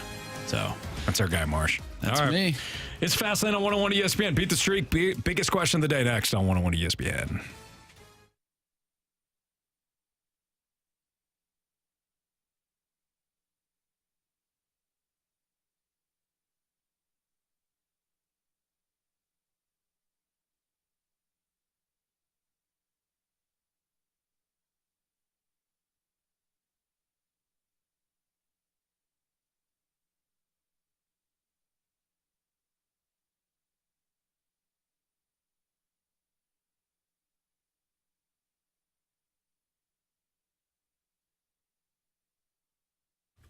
The Missouri Athletic Club, perfect spot for me and my family. I love going down to the West Clubhouse and working out, and also participate in a lot of the clubs within the club that they have. I've talked about, my kids getting lessons, whether it's sports lessons, any sort of lessons when it comes to sports. My wife taking certain workout classes and things. I love the Missouri Athletic Club. Love the events that they have at the downtown spot, whether it is the College Basketball Writers Association Awards or, the Blues have hosted events at the MAC. Two great clubhouses, one exceptional club. That's my MAC, Missouri Athletic Club.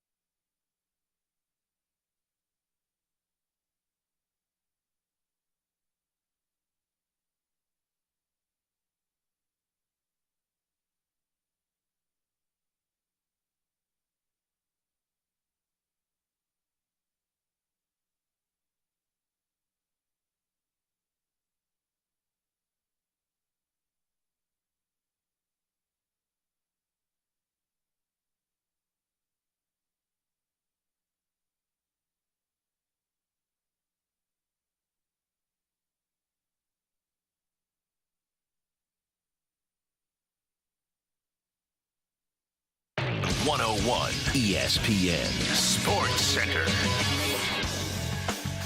I'm Andrew Marsh. It's time for a Sports Center update brought to you by Saliga Heating and Cooling. The Cardinals defeat the Oakland Athletics yesterday by a final score of 7-5. Jordan Walker with a huge bases-clearing triple to put the Cards ahead.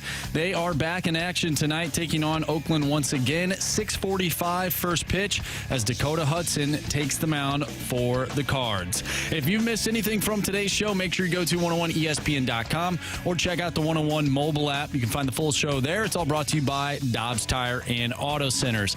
And, of course, if you missed anything over the course of the day, we have our instant replay show coming up next from 6 to 7, highlighting some of the biggest topics of the day. We have Beat the Streak and Biggest Question of the Day coming up next. I'm Andrew Marsh, and the Sports Center update is brought to you by Saliga Heating and Cooling, an independent American Standard heating and air conditioning dealer.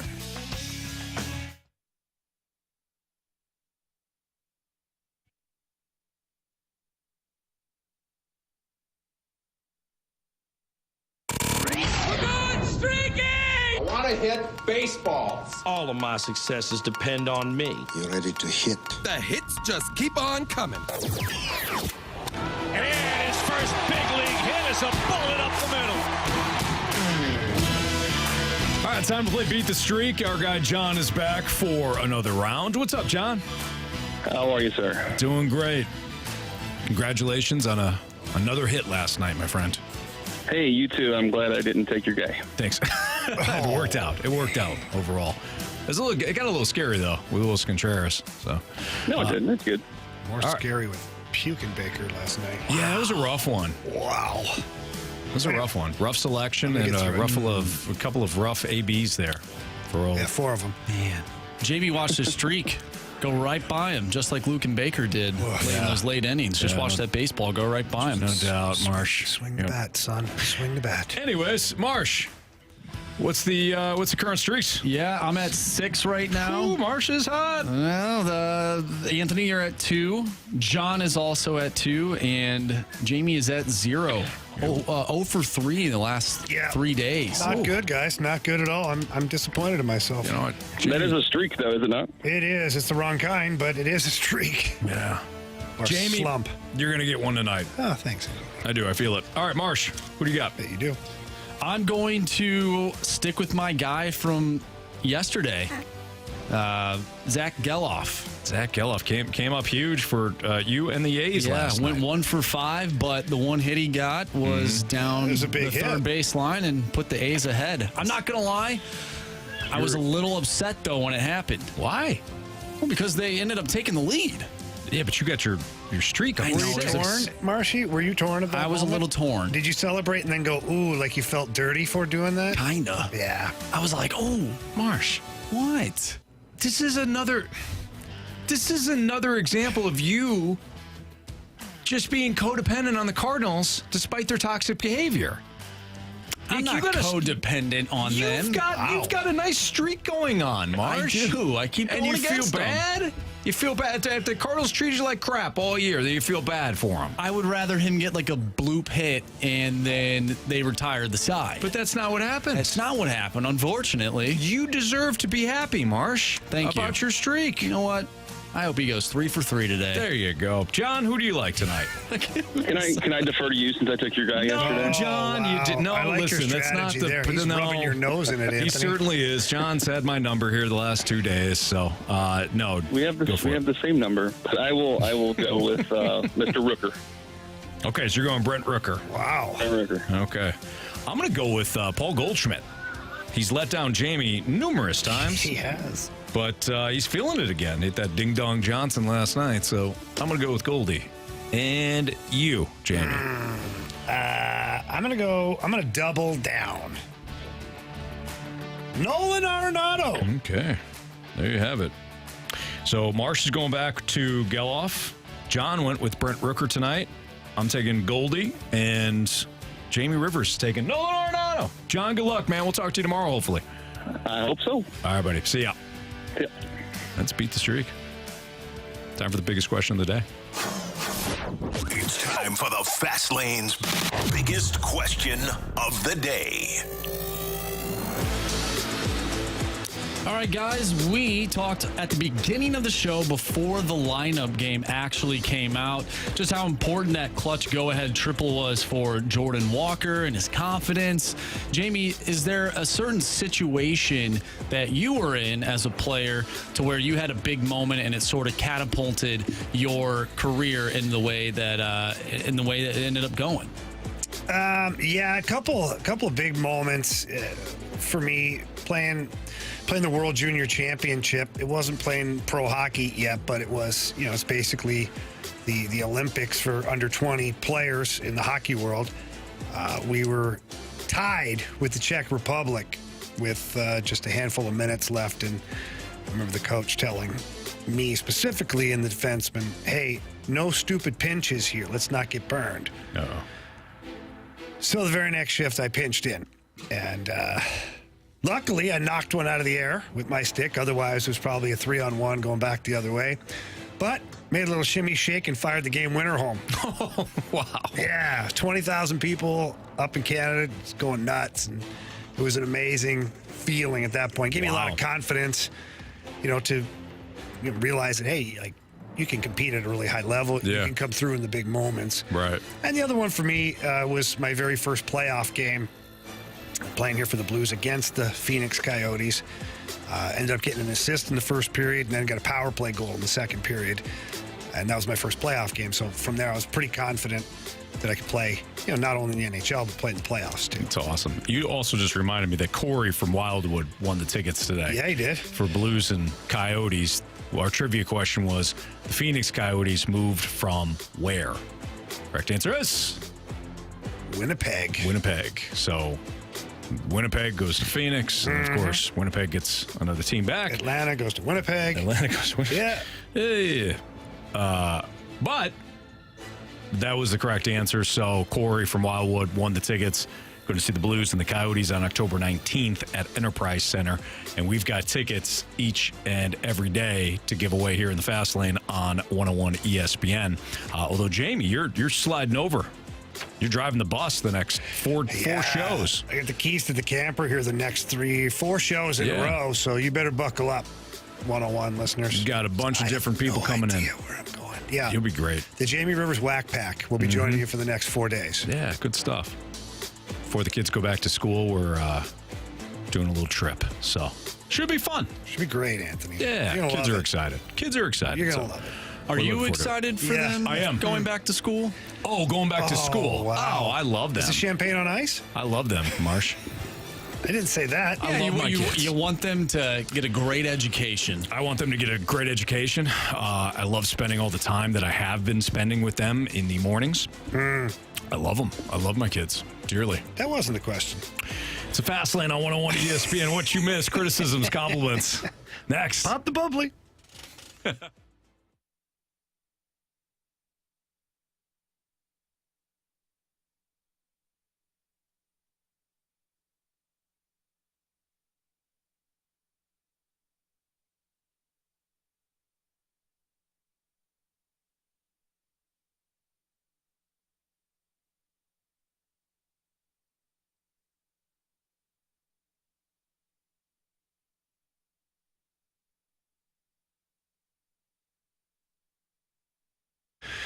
If you are looking to replace the windows you currently have and you're looking to put in a great product, Window World has you covered. Window World is the best in the business for lots of reasons. One, their customer service is outstanding.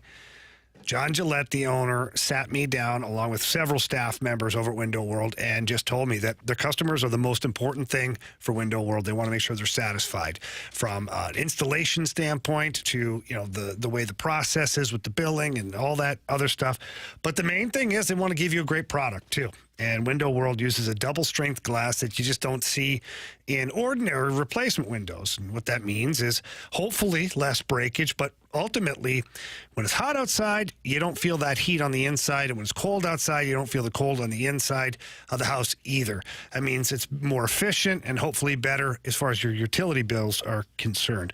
Also, they offer a lifetime warranty that covers all the parts, glass, breakage, and labor. And they are still offering 18 months, same as cash financing with approved credit.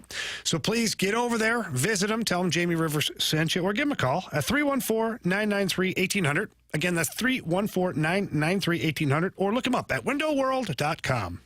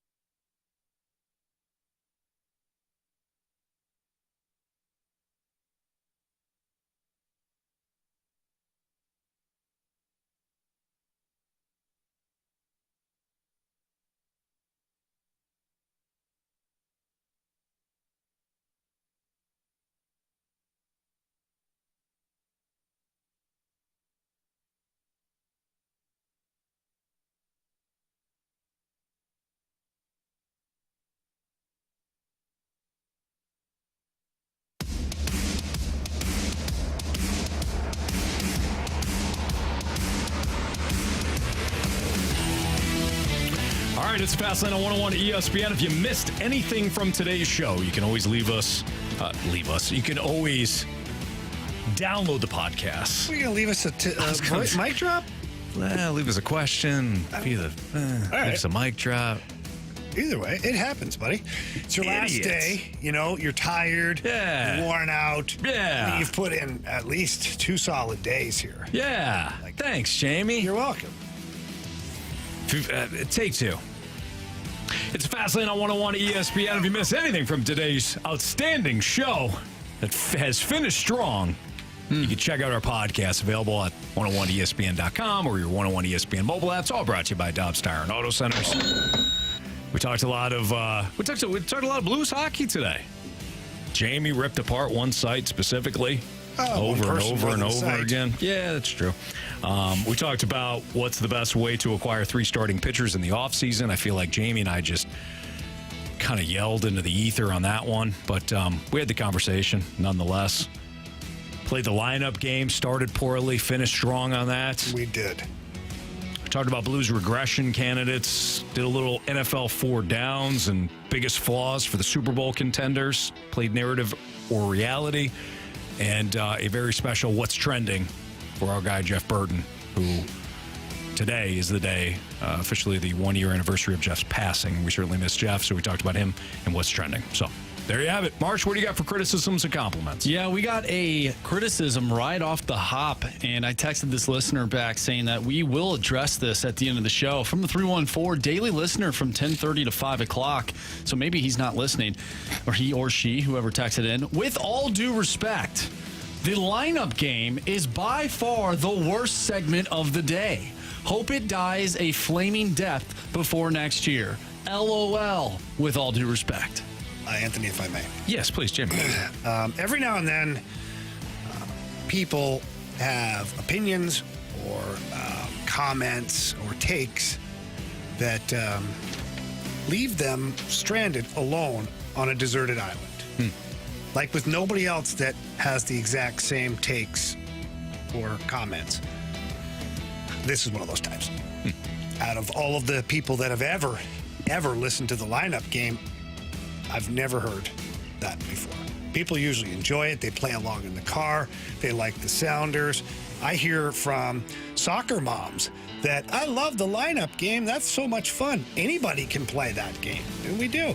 So to this listener in particular, first of all, thank you for listening and being as dedicated as you are. Enjoy the island, though. Sometimes the island's fun. Is it like all-inclusive? No. No? It's like what's his name? Like Castaway. Tom Hanks? Yeah. And we're not even giving you the volleyball. Oh, wow. Wow. Oh, my goodness. What if it were like, what's his face from Pirates of the Caribbean? Yeah, Jack Sparrow. Yeah, Jack Sparrow. Do you at least get the gun? No. You get nothing. What about the rum? Yeah, you got the rum. No, you're not getting that. You take it from my cold, dead hands. Boy, oh boy. Wow, you got to tie some turtles up to a raft or something. Yeah. Good luck with that. Okay. Boy, I don't like this island. No. Marsh. Yeah, I'm going to go ahead and continue to enjoy the lineup game. From the 636 compliments, thanks for shouting out our conflict on YouTube, Marsh. The chat needs some love. We do love our YouTube channel at 101 ESPN STL. They're and not the chat. always as active as the text line, though. I think sometimes the YouTube chat is like frozen, but it isn't. You know, like you want a little more love, you got to put a little more into it. Let's get nasty here a a little bit. Like not literally, but like. Well, I mean, if you want to, it's free. We get nasty. We get nasty every day, 2 to 6. Well, we try. From the 3-1, I say, let's get nasty. I didn't say, let's try to get nasty. No, I was let's thinking, get nasty. Yeah. Anthony, you're right. I was thinking something different. More like suggestive. Like you're suggesting, let's get nasty. Yeah, from 2 to 6. Absolutely. Here on 101 ESPN. If you don't want to get nasty, that's up to you. From the 314, Jamie isn't as tough as he used to be. He's gone soft. Now, what was that in reference to? I don't know. Yeah, I'm not sure. I don't know. Now, I will say this, that have I softened up from, an emotional standpoint as I get older? Yeah. Yeah, of course I do. Things that I used to think were so important aren't that important, and things that I didn't think were important before are now to me. And that's just growing up, growing older and wiser, probably.